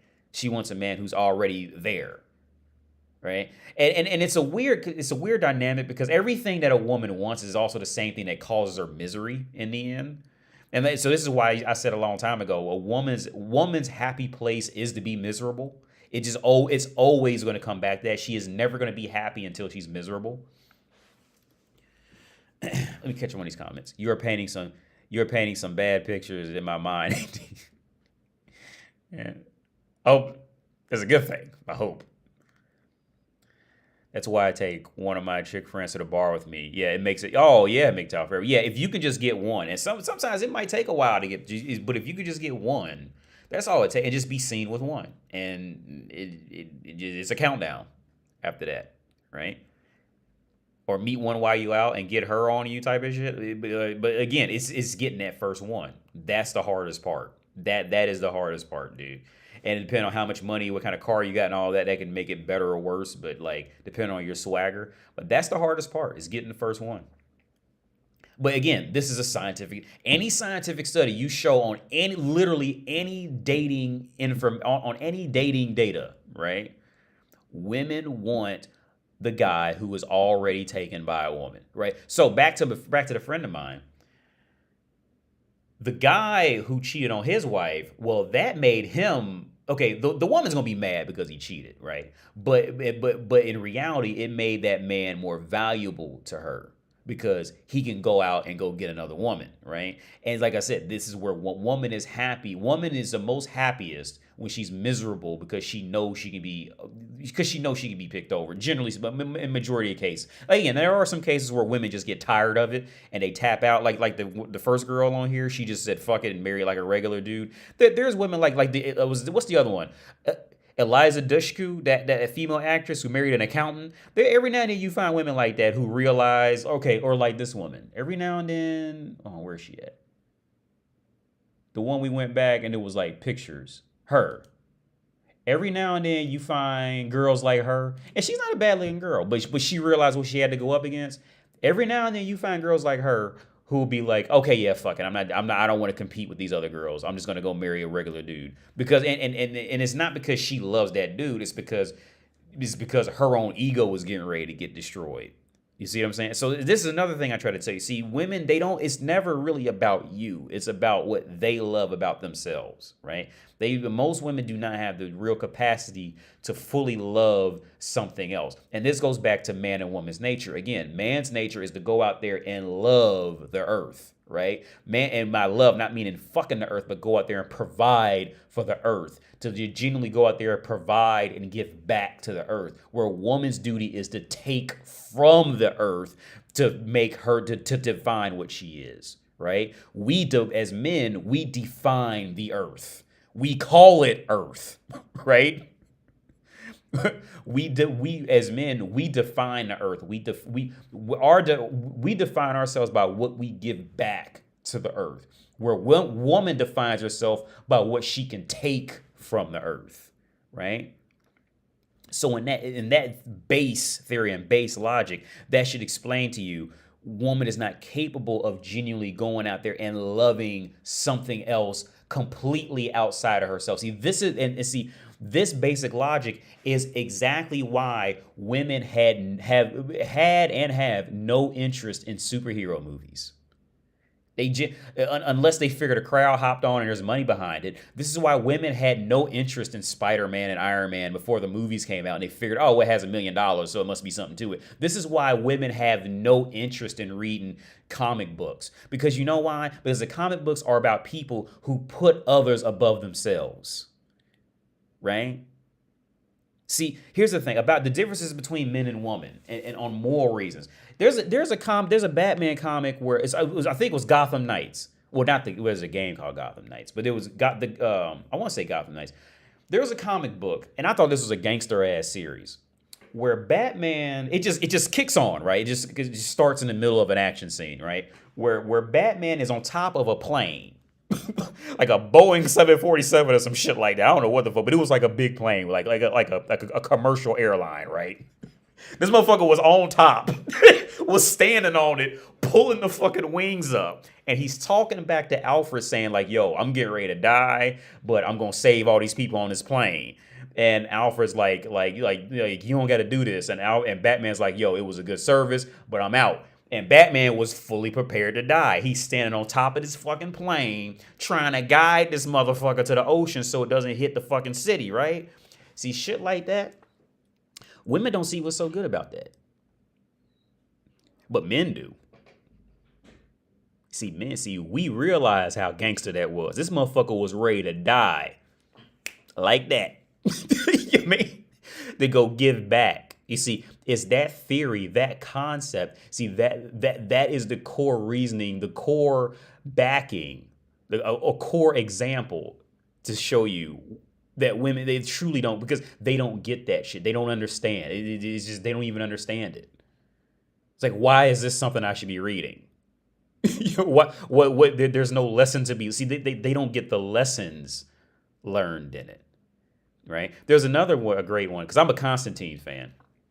I think they said they're gonna make Constantine too, since John Wick took off and all that shit, and everybody's on Keanu Reeves' dick now. Which I'm glad to hear Constantine 2's gonna be made. But there's a Constantine animated movie where because they turn him into just a complete wizard now, which I don't like. But I'm just a diehard Constantine fan, so I'll put up with it. And in this particular movie, I think it's Angels and Demons, or I can't remember which one it is. There's a few Constantine. One of them I think the latest one was pretty bad, but this one was good. So, and I'm going to spoil it. So if you don't want to hear, the spoiler, just mute it for about 5 minutes. But at the end, this guy wanted to save his daughter, right? And he would do anything to save his daughter. And Constantine had to cast a spell, right? And these Constantine stories, like traditional Constantine stories, they always have this real, really, really, really bitter, little sweet ending, right? Really, really, really, really, really bitter sweet ending, right? So his daughter is getting ready to be taken. I can't remember by who or what, and like the wind's blowing, everything's fucked up, and Constantine's saying like, "Are you sure you want to save your daughter?" And the guy's like, "Yeah, I'll do anything to save her. You gotta save her, Constantine, save her." And Constantine's like, "Are you sure you want to save your daughter?" He's like, yeah. So you do everything. He's like, "Okay, I'll do it." And he casts a spell and does it, right? Well, then the next day they were going to meet. They met at the coffee shop, and as they're talking, the guy is slowly forgetting who Constantine is throughout the conversation, and he just to a point he just completely forgets. And not only that, he forgot that he had a daughter, right? So the bittersweet ending was in the spell that Constantine cast. The spell had to take his memories, so he wouldn't remember, that he had a daughter. He doesn't. The guy ended up leaving, not even remembering he had a daughter, right? And Constantine had to just live with it. And stories like Constantine's stories were always had these weird bitter. So that's kind of that Alan Moore / Garth Ennis, The Boys. That type. Well, The Boys is just kind of just gone completely nihilistic at this point. But it's always like these bittersweet endings, right? Like nobody ever completely makes it out happy in a Constantine comic or most of the films that I know of. People they rarely ever complete. Somebody always gets horrifically fucked up. Now, what I didn't like about the Keanu Reeves movie is that they actually killed Chaz in that, which that was just absolutely ridiculous because Chaz is his driver for fucking ever. So anyway, let's get back on this because I only got 15 minutes left. Job. I have my own car. I can cook. I can clean. I know how to make chicken Alfredo. That's my favorite dish to make. Also, I'm a Virgo, so you know what that means. I am a freak. Not you being a great listener. Period. It's giving supporter. You can literally Google it. This goes for groceries. This goes for this. This goes for that. So how could you say women are bad at managing money? Because statistically we are. We hold most of the world's debt, and we make most of the consumer buying decisions. Yeah. We hold most of the world's debt. That's why we're bad with money. Yeah. Even though we make less money. Where is it found? You can literally you can literally Google it. Which country? It doesn't matter. Worldwide, we all hold 2/3 of the world's debt, or the world's debt worldwide. In the West. Okay, guys. In the Western. Okay, let's just take anecdotally. How many of us have our freaking nails done here? Let's just anecdotal. That's what I'm saying. We spend money on stupid shit. Well, I get my nails done once a month. What does she think? What does she think? She ain't said nothing. Of what? About the conversation. Yeah, but what part? There's been a lot of different. Alright, so about girls spending money on junk and stuff like that. Do you agree with that? Or? Yeah, I feel like the world that we're living in at the moment is really consumer based. Like social media adverts, you talk about something, it pops up. Something that'll never make sense to me is how the men and the fathers that take care of their kids all the way around, physically, mentally, spiritually, financially provide for their kids, show up for their kids in every aspect of their children's lives, get the hardest time. They get the hardest time. But those absent fathers, those ones that choose to show up when they feel best fit, they get the easiest route. But them ones that do their part, they get the hardest way. Oh, God. I feel so bad for some of them. I would never understand it. Make it make sense to me. Yeah, I would never understand it. Call me. For any girl that claims that she gets catcalled way too much, take your ass to Miami. I can guarantee your ego isn't too big here because you will be humbled fast as fuck. Nobody gives a shit about how you look, how stank your walk is, basic your outfit is, how much your ass cheek shows. If you feel that you're getting catcalled too much, your ego's too big for your zip code. I think my favorite. And that's exactly what I used to say all the time. That's exactly what I used to say all the time. All the time. Women who complain about they're getting catcalled too much, go move to an area that got a lot of money. Move to a money that has more area than the area you at now. Because women who complain about getting catcalled really like it. And they will never admit it because they know they can get over with that with the victim shit because they know somebody's gonna feel sorry for them, right? If catcalling is such a big issue and you so strong and independent, like you said, go move to Miami. Well, I've never been to Miami, but I say go move to New York City or come to Prague. Go walk around the center for about 15 minutes. And you get that reality check. You ain't gonna be catcalled anymore. Problem solved. No, it's not. The problem is worse now because now she ain't getting attention. And she's a real one. Whoever this girl was, I'm glad she's a real one. She got hit by it. Maybe she was one who thought she was a bad bitch and then moved to Miami thinking she was going to be a bad bitch and just got, annihilated. Maybe she was one and she learned it.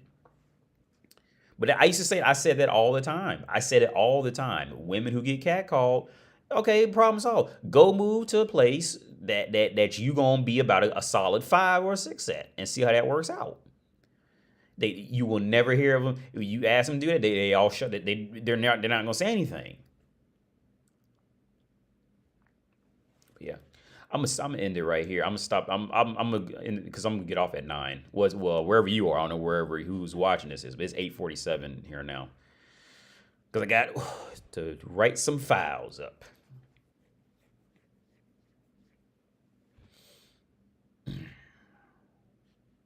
What's this? A woman flying a plane is like a fish riding a bicycle. Very. AD could use Pearl to break this 12. I don't know what's Pearl. Pearl is just a chameleon. Just says what men want to hear. Oh, I don't know. Okay, yeah, I don't know who. I'm sorry. I guess he's another guy on here. It's fun chilling with women after taking red pill. I'll be laughing at them because I'm awake now. Oh yeah, we'll just read between the lines of what they say or where they really going with it, or catching how to just bullshit liars. Just to get acknowledgement in the room and shit like that. Yeah. But with my experience now, I can never advise working with women. I knew a few guys who told me straight up, like when they go get jobs or something, the only requirement they have is they just don't work with women. Just keep them away. And I get it, dude, because work with, like, once you start working with, okay, there was one girl. I will advocate for this one girl. I remember meeting her in this group, and she was a good looking girl. She was cool. She got, but I think what happened was she got a little stalkerish because I would never reply to her messages, and and so she sent everybody to go. I would just leave her on red and just like I remember. Yeah, man, I remember her name was Tiffany. That's a common name, so I say her name. I just never wrote. I still got her number. Never called her. Well, I got my girl now, but I remember because she was by far like the prettiest one, right? And I ended up working with her. And I would like legit just leave her on red. But she was texting me like weeks before we even had to talk. And I would just leave her on red. Just left her on red. So she contacted everybody to try to get in contact. Yeah, Tiffany's looking for you. I don't know what's going on. Like would just not stop, right? So and yeah, I just remember just where I was going with that was, so by the time we had to do this project together, she was so caught. She did the whole project. I didn't do it. I did nothing. But the point I'm trying to make is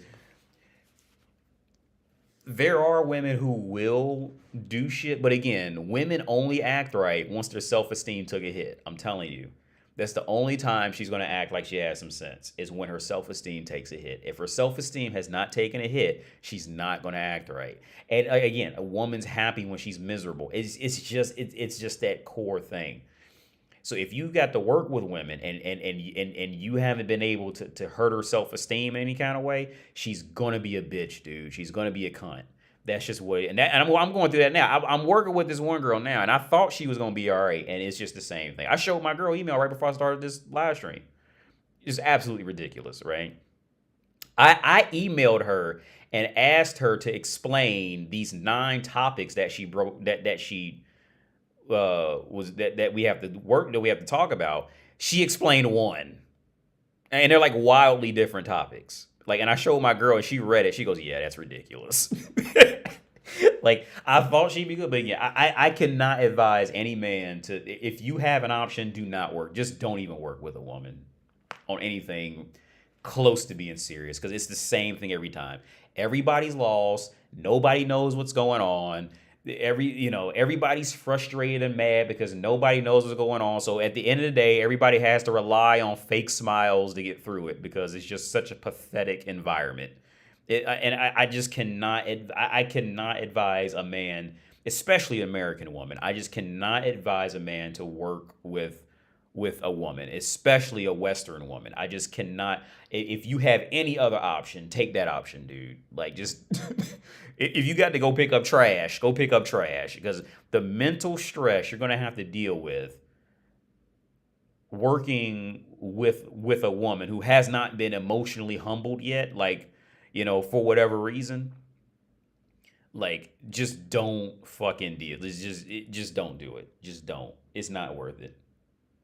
It's not worth it. Pearl has the most subs in the manosphere. Okay, that's cool, Alchemist. Pearl has the most subs in the manosphere red pill space. That's cool. Honestly, I've never heard of them. I don't go out much, so I do. I like to have a good time, but it's too funny. It won't find any woman doing electrician or HVAC or plumbing. Oh no, you won't find any women doing any. No. And honestly, you won't find a whole lot of men in my field, right? The main reason why I ended up doing this was really because the military did pay me to do it. You know what I mean? Like, because I really just didn't care, like at all. They just paid me to do it, so I did it. And anything that has to do with it, they're going to pay me to do it. So I'm just dealing with it. Because that was the other part. When I started this live stream, I mentioned how after the military payments, I'm going to get paid like the same, if not more of a salary than technically the boss of what I'm doing this for, right? And I'm like, I don't want to do this. I'm getting this money just from the military and the payments through all that, right? And I'm at my wits, like, yo, I don't know how people in their own life get up and go do this. But again, it's majority women. So women get off on that whole, like, beating around the bush, never answering a direct question, not knowing where anything is. Everybody's frustrated and lost and confused. Women tend to get off on that shit, and it's really annoying, as somebody who's trying to just get a job. Because, okay, here's another part that's annoying, right? Here's another part that's annoying. There's one client, it's a typical, Pookie and Ray Ray situation. I think I told you guys about it last live stream. She, dude's beating her up, pulling guns on her, beating her up. She's calling the police, but she's letting him come and live with her, with her kids, and the child support that the kid's father's paying is going to him. She was going in all type of debt. She's paying for his hotel rooms, $700 at a time, which is coming from the child support money from the other man. And she's giving it all to this dude who's beating her up, pulling guns on her. He's still sleeping over there, eating up all her food, and then she's paying for his hotel rooms. And, oh my God. I forgot why I even started that shit, but like, just this whole, like, I'm telling you, again, as a professional who's dealing with bitches like this, who's dealing with she seems to be a real one, but like dealing with bitches who are the general aggregate, population, dude, it's always the same shit. And here's the thing. Even with her, if she's not the complete dingbat, well, which one is it? It's gonna be her mother, her sister, her aunt. One of them is gonna be that, right? It's just this is how women exist. They need men to make logic and fucking a course of direction. You know what I mean? Like, they need men because they literally cannot survive long without men. They need it, dude. And again, I'm not saying this to hate women. This is what it is. Like, they need it, dude. They fucking need it. But again, like with her, if it's not gonna be her, it's gonna be your sisters, or it's gonna be her cousin, or it's gonna be one of them. You can count on that. You can count on I will guarantee you. And me, like, okay, dude, the stories.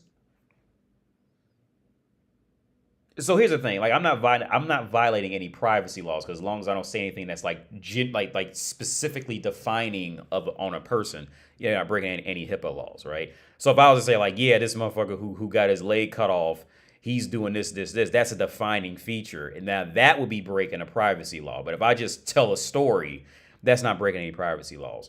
So there's this other girl. Her mom is off the charts. Off the fucking charts. She gave up her kid. This girl, she had, okay, so the girl I'm saying, she's the daughter, and she has, she has two siblings, and the mother is just absolutely ridiculous. She's not, as far as I know, she's not doing drugs, but she put the kids, she had to put the kids in foster care. She still threatens to put them in she threatened to put them in foster care all their life. She made the girl I'm working with, she made her cook. She made the daughter cook all the food because the mom just didn't cook anything. She didn't clean anything. She made the girl cook and clean all the food. And if I had to guess, because the girl, she is a pretty girl, and it's kind of, I'm one of the best one of Cinderella situations because she's a pretty girl, and the girl's just fucked up. Her education level's fucked up. All this shit is stereotypical. It's just the stereotypical textbook execution of why generations get fucked up. It's because a woman got put in charge of shit, right? So one of the things was the daughter was cooking food, so she would always have to come bring the food to everybody in the house. Like, again, now that I think about it, it's a Cinderella situation. And so the mom had a boyfriend over one time, and she came and brought food to the boyfriend, and the mom got mad at her and cussed her out in front of everybody, thinking that she was trying to make a move on her boyfriend. The mom thought that the daughter, the one I'm working with, was making a move on the boyfriend. And it's just like these Cinderella, this shit is real, right? These stories like Cinderella, this shit's not made up, right? I mean, it's a movie, but they're not making that shit up out of nowhere. These stories are real shit. And I'm sure that, and yeah, the sexual abuse that happened. I'm sure we're gonna touch on that in a bit. I already know. I already know where the sexual abuse is going. Either one of her own. Okay. The mom knew first. First and foremost, the mom knew of the sexual abuse. It's gonna either be one of the boyfriends or one of the mom's brothers came and did it. I already know. Already know it. Right? And I got to sit there and pretend like I didn't know.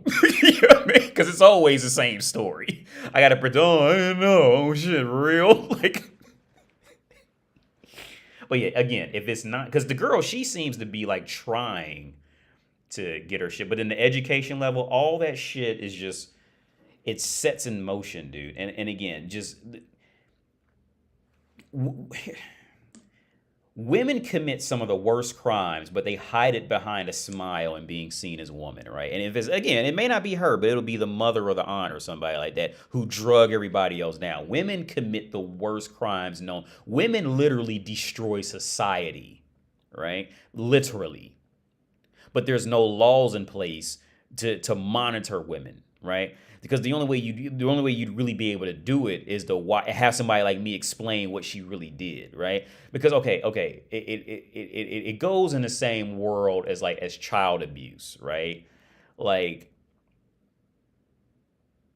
at some point, like, somebody has to do something that's borderline. I remember I read one guy's story. He had to rock his kid to sleep, but he had to rock the kid to sleep hard to put him to sleep to where it would look like child abuse. Like the misunderstandings just from like a tidbit of information would lead you to believe that a person was like abusing a child or something until you knew like what that child was like, or what you had to do with this specific child to get, to get them to do something. I mean, of course you don't like beat them with a hammer or some shit like that, but you know what I'm trying to, you get what I'm trying to say. Like, it could be misunderstood. So you would really have to know like that person and that person's game and characteristic to know, okay, when this is like, crossing the line, right? And women exploit this shit to the fucking fullest, dude. They exploit this shit to the fucking fullest. Right? Woman's power, another part of woman's power is the fact that just how men learn how to tell bitches, oh, I don't like Kevin Samuels, now I want pussy. Women learn how to manipulate. See, women have centuries more data on men when it comes to this than men. See, Red Pill is just exposing women, but Red Pill has been around for what? Maybe on an international level, it's been around, openly spoken on for about, what, maybe 15 years at max. Women have been doing this for centuries. What we're doing right here, we're sharing, in the chat, and we're sharing thoughts and reasonings and ideas about women. Women have been doing this for centuries. So they have copious amounts of more information on us. How to manipulate a man, what a man wants, what a man doesn't want, how to get out of this situation in just the right way. So they'll think this and act surprised and act like you dumb and you didn't know and all. They have centuries of data on us. A big reason why they claim to not like the red pill is because men are finally doing that. And on top of that, we're figuring out bitches at fucking light speed rates. You know what I mean? If anything, bitches hoping that we just collapse and say, fuck it, they keep calling us incels. Oh, okay, just quit now because I don't want to be known as an incel. Because a woman's first and foremost thing is social status and how that affects you. So what's she going to try to do? She's going to try to destroy the social status. Because that's her only sense of value and protection. And it dates back to prehistoric times. It dates back to Neanderthals. The only reason a woman could survive is because she got into the right social status. That's the only way she could survive. Especially at some point, whether she just got pregnant and she couldn't get up and fend for herself, or she was just pathetic her entire existence. At some point, woman is going to need free handouts. So how does she make that transition as smooth as possible? She gets on the right people's good side and manipulates her way to the top to where they won't kick her out. It's so unbelievably clear that it's pathetic that men keep falling for it. like out of desperation of needing pussy, they're just submitting any and every sense of historical data and logic in hopes of getting pussy tonight. And it's truly shocking. I want to know what AD thinks about Pearl now. Pearly. I thought it was Pearl. Okay, Pearly now. Maybe I'll try to catch up when I get some free time because I'm just too packed right now, man. I just don't have. What's up, Mayor? And I think some of the chat's not showing up in my Streamlabs, but it's showing up on the YouTube. So they have centuries of info on us, but we're learning there's centuries worth of info in a couple of decades. Yeah, Mario. Yeah. That's what's happening. Yeah. That's literally what's happening. Because even though women it is a complicated thing. If you just break it down to the core of just looking, if you just break it down to the core of woman's existence, and what is the only thing that she's really, really, really, really, really sought after and needed for? Which a quick Google search will clearly explain it, or just a quick OnlyFans search. The only fields where women clearly excel is fields where they have to be objectified, right? That's it.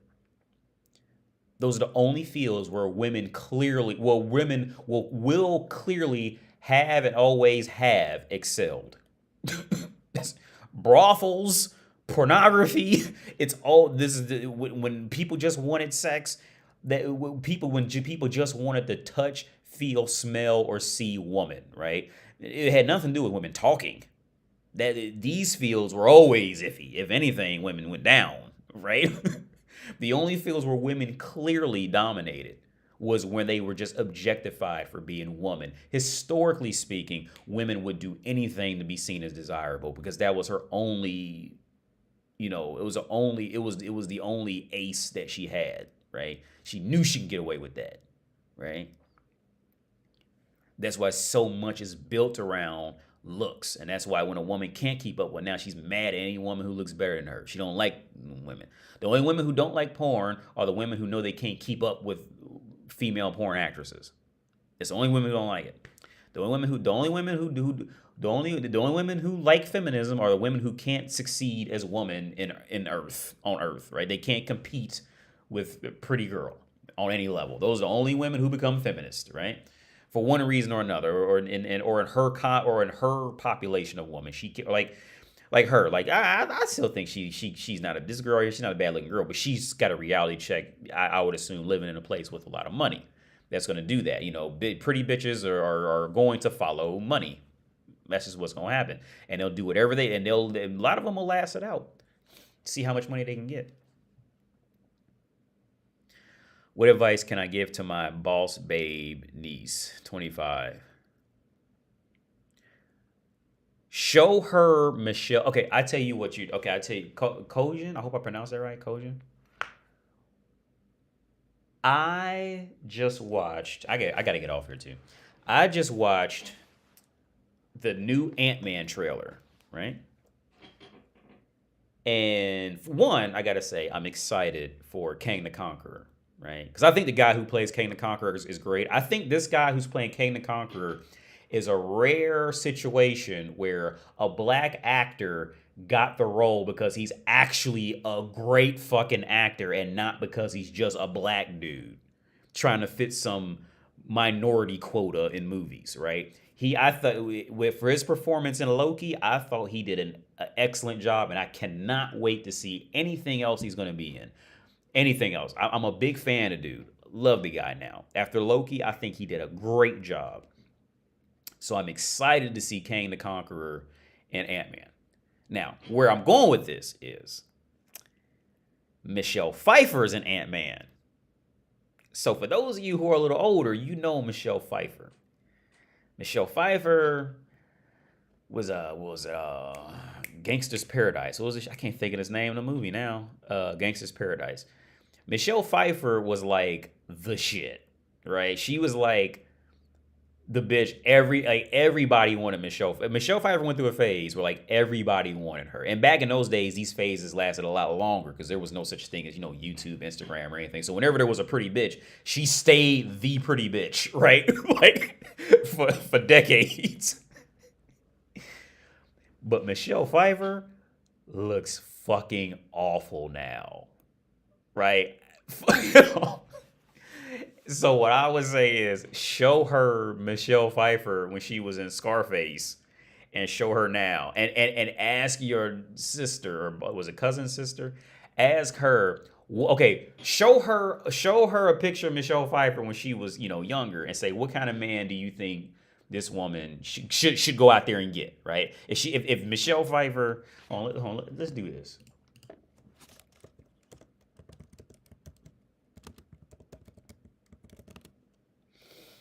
Let's do. She was in Scarface.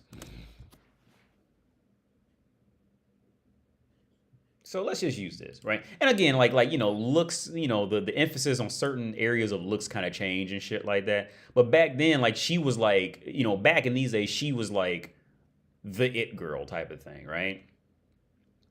So show her a picture of her like this, right? Let me zoom in.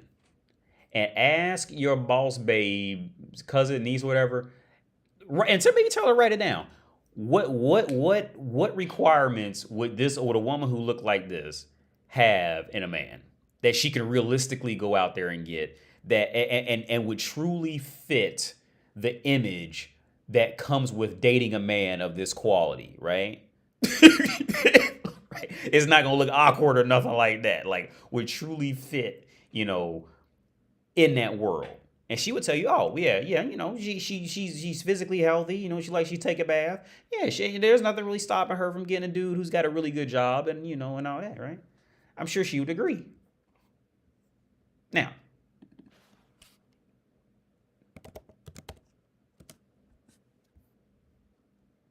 and now these pictures these don't look bad because she's just aged. But I'm trying to, in the trailer, she looks absolutely fucking awful. Oof. Okay, yeah, so she's in the club, she's in the gym working out. Now, ask her what kind of man would she at this age now, this is the same woman. What kind of man would she realistically go out? And now in America, just because she's skinny, that automatically still makes her a goddess, right? In America, but even then, you can still apply the same logic. Even though just because she's skinny, she'll immediately be a goddess in North America because all the bitches there are fat and retarded. Ask her what kind of man does she have a realistic chance of having go crazy for her, right? of being legitimately crazy about her. But the thing is, like, see, these are like picked out pictures. The publicists are going to like pick out the best looking pictures. She looks awful, dude. Like in the trailer, I would play the trailer, but I'm sure it's going to be fucking blocked. I'm sure it'll probably block me on YouTube for that. Because publicists they pay, I don't know, publicists, but they pay people to specifically take off all the work, you know, all the more normal pictures and only keep up the better looking pictures of them. But even then, yeah, Nick said, yeah, her time is up. Yeah. Looks like she aged gracefully. Hope she has a good attitude. Yeah. Because, I mean, yeah, she's just older. And white women just usually don't age well. A lot of them don't age well. Some do. I'll give it to some. Some definitely do age well. I think my girl aged well. I've told her that. I told my girl, look, even if she got like fat, I think it would all end up going to the right places. But, you know, she don't want to hear that because that's like a woman thing. But I told her, like, I think she'll age well. I've always told her that. Even if she got fat, like, I think even if she were to get fat, her body structure is like right. So I don't think she would get like way too much weight like up here and like no weight, fuck around, look like Dr. Robotnik or some shit like that. You know what I mean? I don't think you never know, but let's look at Dr. Robotnik. Yeah, see, a lot of bitches walk around looking like that. Be talking about, I want a 6-figure man, walk around looking like Dr. Robotnik.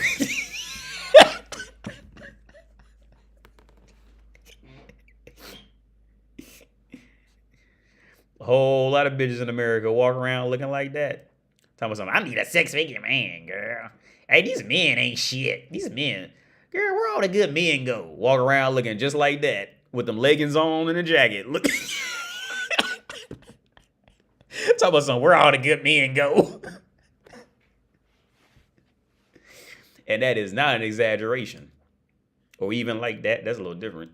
But that's still in the same ball. Walk around looking like Dr. Robotnik. Because look, nowadays in America, Homer Simpson don't look bad for it. Like a bitch that look like Homer Simpson don't look bad nowadays in America. You know what I'm saying? A bitch with a body type like Homer fuck around and, you know what I'm saying, and turn motherfuckers on North America. I remember when Homer was considered fat. Y'all remember that? I remember when Homer Simpson was considered fat. Homer Simpson is now considered like healthy now. You know what I mean? Like that's my dude. I love Homer Simpson, man. I love Homer.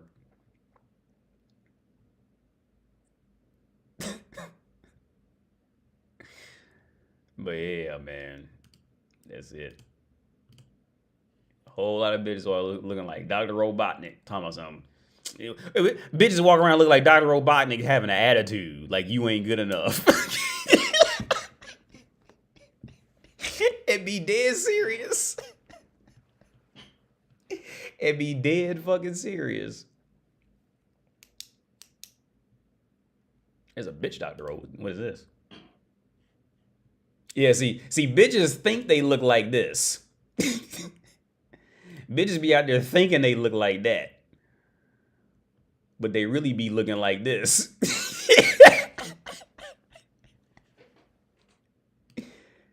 They out there with them leggings on. They think they look like that. No, you don't like. You look like that, bitch. But they approach you with the attitude like they look like that. You know what I mean? But here's the thing. Even if they did look like that, you know what I mean? Like, you know what I'm saying? Like, you just physically healthy. You know what I mean? Like, I notice chicks and people who don't drink or smoke tend to age better. Yo, Mar, I'll tell you what, man, I completely cut off drinking, man. I really did. Because here's a side note. I really don't like talking about too much of my personal life. But I'm thinking about doing med school, right? Because I'm thinking about doing medical school. I'm going to leave. I'll go 15 more minutes. Because I got a bunch of medical books over there. And maybe, yeah, I got a medical book right here. Medical embryology. Yeah. And I don't tell. I try to keep some stuff. Just keep it to myself, you know, because I just like to just, you know, sometimes you just don't want to tell people everything about you. But I'm thinking about doing medical school. Because I have the degree in biotech. Let me switch it to me. Since I have the degree in biotech, Um, I said, you know what? And this girl, she was selling all her medical books for like $80, right? All her medical school books. She went to Charles University and she sold all her books for like $80. So I said, you know what? I'm gonna buy them, right?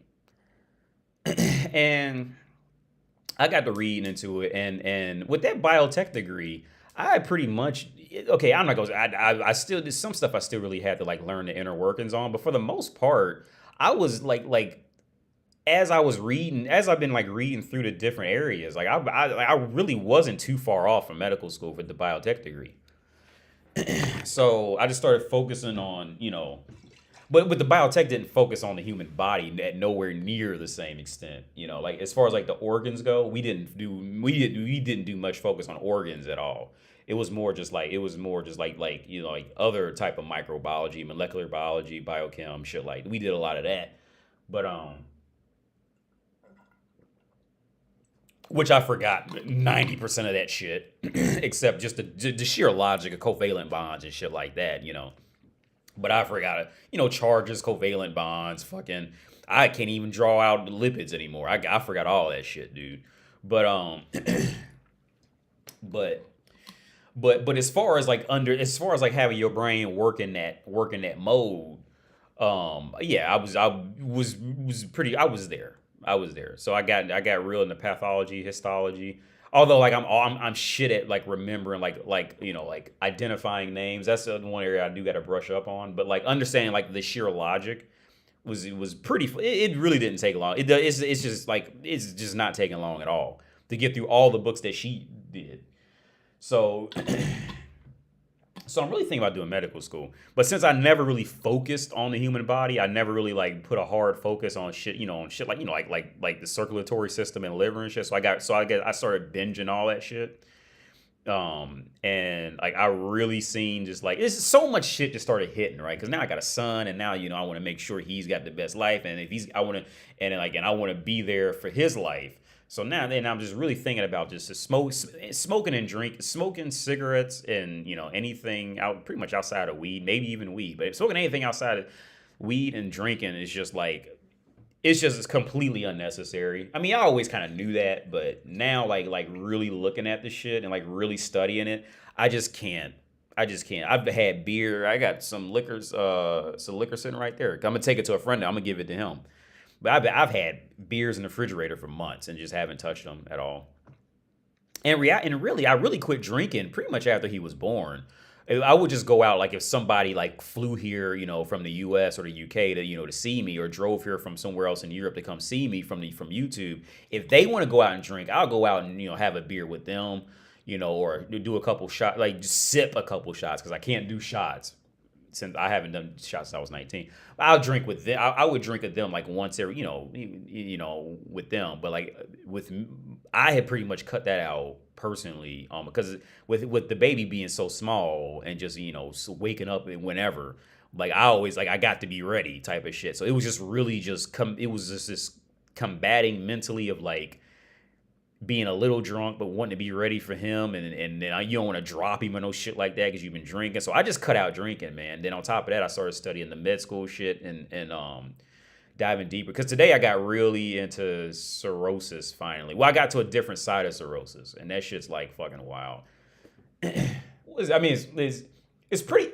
A lot of that shit's pretty fucking simple. Like if you just have the mind to think about it, most of it's just going to be, if you could just keep circulation moving, that's like majority of like a lot of like basic world problems in life. Like if you could just keep fucking veins clean and open and circulation pumping properly and just don't gain weight, like majority of problems like will not happen. And that's essentially what saved me and my body, was like when I did drink, I would always eat immaculate diets outside of it. I would just eat, just tons of fruits and vegetables, a little bit of bread, meat type of shit. My diet would be just completely immaculate, and all I drank was water. So like when I did drink, like that was like, the saving it, for me, like gaining weight or having like any known legit health problems. But like if you smoking and drinking and then eating bad, no, bro, like that's just all the way around fucked up, right? Because my dad told me my brother has high blood pressure, right? And he don't want to take the medication. And I was like, no, take the fucking medication, dude. If a doctor told, okay, at that point, when it comes to just something as simple as that, take the fucking medication. Because next thing you're going to have atherosclerosis, and you could possibly get thrombosis from that shit. Take the fucking medication. Or at least take an aspirin. You know what I mean? Well, for those of you in med, because I think a few of you are in med school or you do die, so you know what I'm talking about. Like, just take a fucking aspirin, just in case. You know what I mean? To keep them red blood cells from packing up together.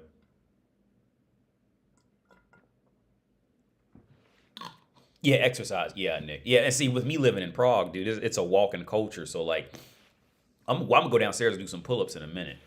But when I get off of here, but yeah, just like, so with me being over here in a walking culture, you can walk. So like, you at least gonna have to run for a tram sometime, pick something up, carry something somewhere. So you gonna get more exercise here than you would, let's say, like where I'm from in Ohio, you just drive everywhere. You know what I mean? So that's also working against you in cultures like the U.S. like that. But yeah, man, just like. Just smoking and drinking. I've just completely sworn it off, dude. After like really diving into it, type of shit, and now understanding like how my mom died. Like, but she didn't. My mom didn't drink at all. She just had bad luck. But like really like piecing it together, how my mom must have died. So my mom died from pancreatic cancer that spread to her liver. So now that I've been looking into, if I had to guess, which I'm not an oncologist by no means, you know, I'm not trying to say that, but if I had to guess just from my knowledge of it. Which again, I'm not a doctor, but at this point, from what I was able to deduce, when she went to the doctor, they immediately just sent her to an oncologist. No, they immediately sent her to get X-rays and sent her to an oncologist. So if I had to guess, like, she must have told them that her shit was like pale and white. Because I remember that being a consistent question whenever you go to the doctor or like emergency care. They ask you, like, it's not an uncommon question to ask if your shit's like pale.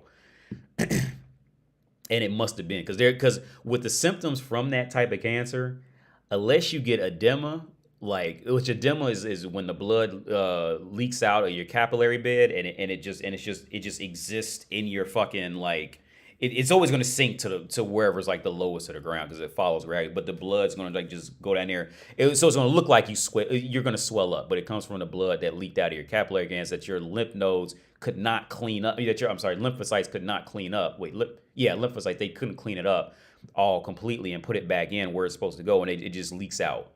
And that could be caused from a lack of albumin from the liver. The liver's not producing much out because there's another place where that happens too. Well, I'm diving way too in. So for those of you who are not into it, that's just a bunch of like ridiculous, because it's all just jargon. That's all it is. It's just jargon. But I was able to piece together how she probably died. And she just had bad luck. My mom didn't smoke or drink. She never did anything. Like, she was a homebody. She went to work, came home. And she was one of those who just had bad luck. You know, it happens. Kids get cancer. You know, my mom got cancer. Kids get, you know, all types of shit. Just shit luck, dude. But yeah, there's this one book I want to read called Deviate, because I stumbled on this dude. I can't remember his name, but he's a big neuroscientist, and he wrote a book called I stumbled on him on the YouTube channel Big Think, and I was listening to his speech, and I looked him up, and he said he had a book, and I said, "Yo, like after that speech, I read that shit to see what he said." Because I've always wanted to study neuroscience too, but I always been kind of scared to do it for whatever reason. But yeah, I'm thinking about doing med school. I just don't know if I could do the whole, you know. I just don't want to write papers and shit anymore, man. I'm just too old for that shit now. I just don't have the patience to do that. Like, maybe there's some way I could just take a test. Say, like, motherfucker, do you know this shit? Ask me something, and I'll just answer it. You know what I mean? I'm just too old for that shit. But yeah, I got embryology, but I got immunology. I kind of gave up on the anesthesia book just because it was getting boring. I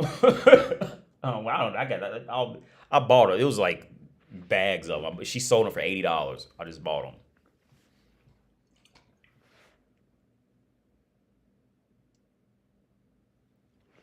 But yeah, It's 9:26. I'm 30 and been drinking since 14. Stopped smoking at 25. People think I'm 20 after I shave and clean up. Must be my genetics. Yo, man, I tell you, hey, MGTOW forever. I tell you, man, like my advice, like I've sworn off alcohol. I'm not gonna tell you to do whatever you want to do, because you could be fine forever. You never know. You know, it's just that's one of them things. I'm not gonna tell you what to do, but personally, I swore it off, man. After I got into it and really started like, you know, look at examples and shit like that. Like it's just that and because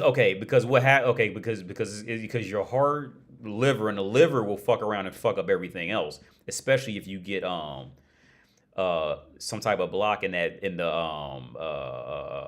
vein. I forget what that vein's called, but if you get a block in that vein, that's just gonna fuck up all the other organs after that. It's just not worth it, dude. I forget what the vein that sends all the oxygen stripped blood out of it. It goes back up to the liver, and the liver takes out nutrients along the way and sends more blood up back to the heart to get oxygenated by the lungs again. But dude, like if you fuck around and get a block in there, it'll just start sending the blood backwards, and you just don't want that. And shit like that, dude, like it's what now I'm thinking about this shit because I have a son now, right? So I'm like on self-preservation mode, right? So maybe it's just me, but after studying that shit, like you just don't want that shit, dude. Motherfuckers get that with that Medusa shit. Caput Medusa, that's what it is. Where they get the vein. So what'll happen is when the blood gets pushed back, so the blood comes up through the liver and back up to the lungs and the heart, or heart and lungs. I can't remember the order now. But when it gets clogged, it makes the vein around your belly button gets, you know, it all that, you know, starts to, it gets swollen, like, for lack of a better word, swollen. So you'll see like all the veins like all in your belly type of shit. I'll tell you, dude, like drinking and smoking, in my opinion now, after like really looking at that shit, it is just not worth it, dude. I'm gonna miss those drunk live streams. I might fuck around and bust out and do one here or there. Maybe, you know, you never know. I might fuck around and bust out and do it. I got beer in the refrigerator now. I just quit doing it. I just quit drinking it.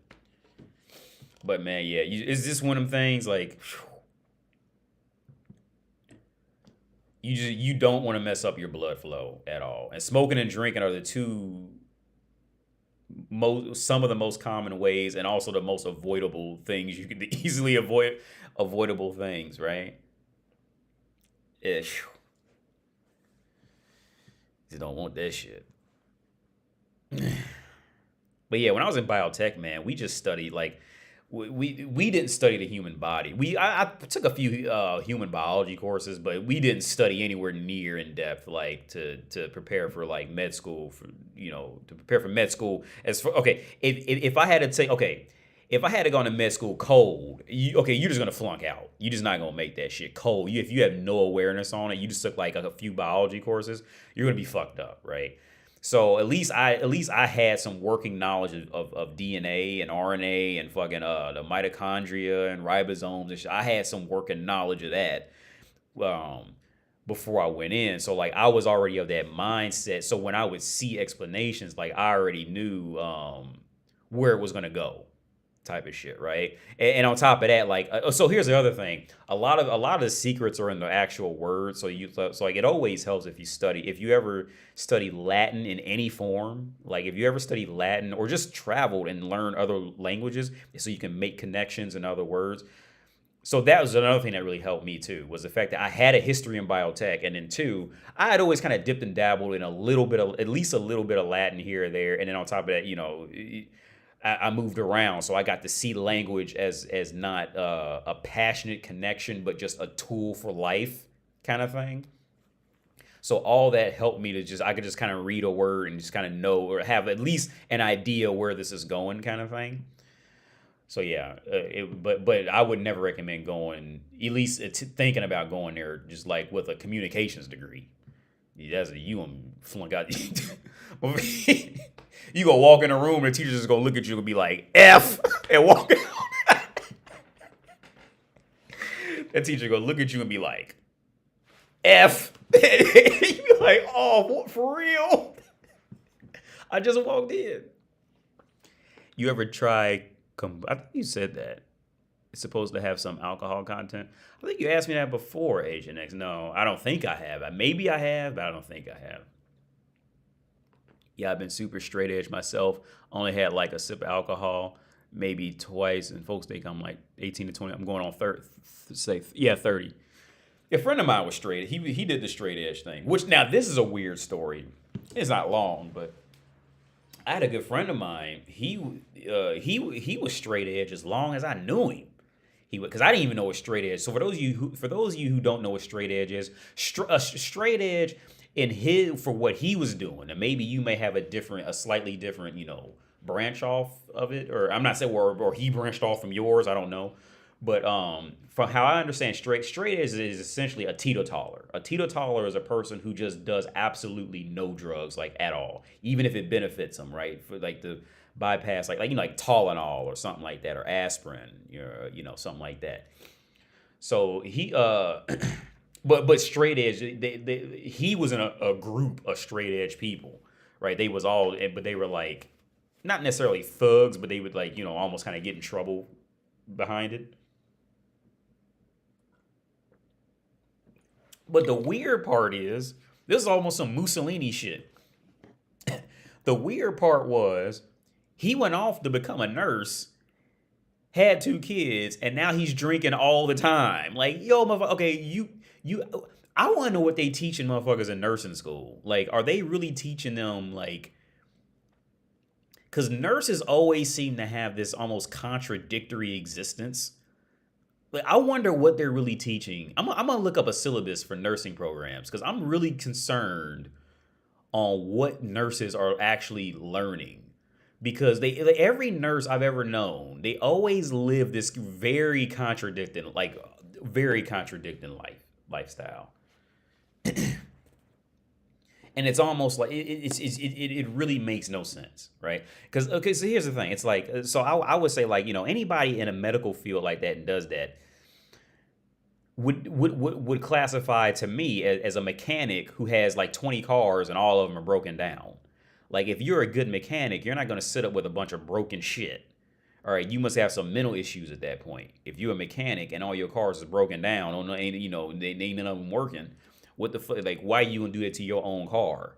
Like, once you know how this shit works, there's no way you can go back. I don't see how you like a woodworker, right? When you go to a woodworker, that motherfucker is gonna give you, or when you go to like a blacksmith or a woodworker or some shit like that, or a stonesmith or something like that, they gonna give you they're not gonna skimp on their quality. All right, just a decent human in that field. They gonna give you the best thing they know how to give you, or teach you the best they know how. They don't skimp, right?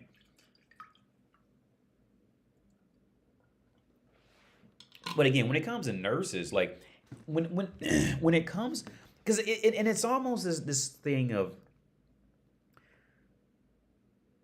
and this is just my experience, like the friends and people who I've ever known as nurses, they have no concept of like thinking bigger with this, right? Like, if somebody's a nurse here, maybe you can explain this to me, but everybody I've ever known and met that was a nurse, their theory of thinking bigger isn't there, right? So like they end up essentially kind of being this factory worker of the hospital, right? Now I'm sure they have to study some type of biology, some type of shit, to last in there, maybe some clinical methods, whatever. But it's almost as if the concept of thinking on a diagnosing level just does not truly resonate. It's almost as like if you asked them to explain why somebody got something or what happened, it's like they just run away from it. Like, they don't want to actually attempt to even think on that higher levels. That's what has me think. Like, I'm really concerned about nursing unless they've changed them. I'm really concerned about that. Because I've just read a few books. I'm just reading books from a girl who finished med school, and I'm to the point where I can like start slapping together theories and logic and then tell you some shit of what I think about it. But everybody I've ever known who's a nurse, they seem more like the factory worker of the hospital, while also kind of saying, "Well, I could be a doctor if I took 2 more classes," type of shit. It's just weird. It's this weird fucking. I don't understand it, man. But yeah. Nah, I ain't that serious. When I mean by straight edge, I just don't do drugs or alcohol or drink. Okay, and I only take medicine when I need it, but I try to avoid it because I don't like medicines either. Okay, Mario, right on, right on. Yeah, the friend of mine, he just wouldn't touch any, like they touch nothing. Like nothing that can alter anything about their body in that sense. Based off of how it feels or anything. They did none of that. And when he got older, now he's drinking. They go to Louisiana once a year to just get shit faced. Him and his wife, they go down there once a year, at least once a year, just get shit faced. Just walk around, because I didn't know you can walk around down there and just drink outside. He said somewhere down there you can do that. I ain't know. I didn't even know. Yeah, I got out here because I gotta do some other work, man. It's 9:37. So hey, yo, thank you everybody tuning in.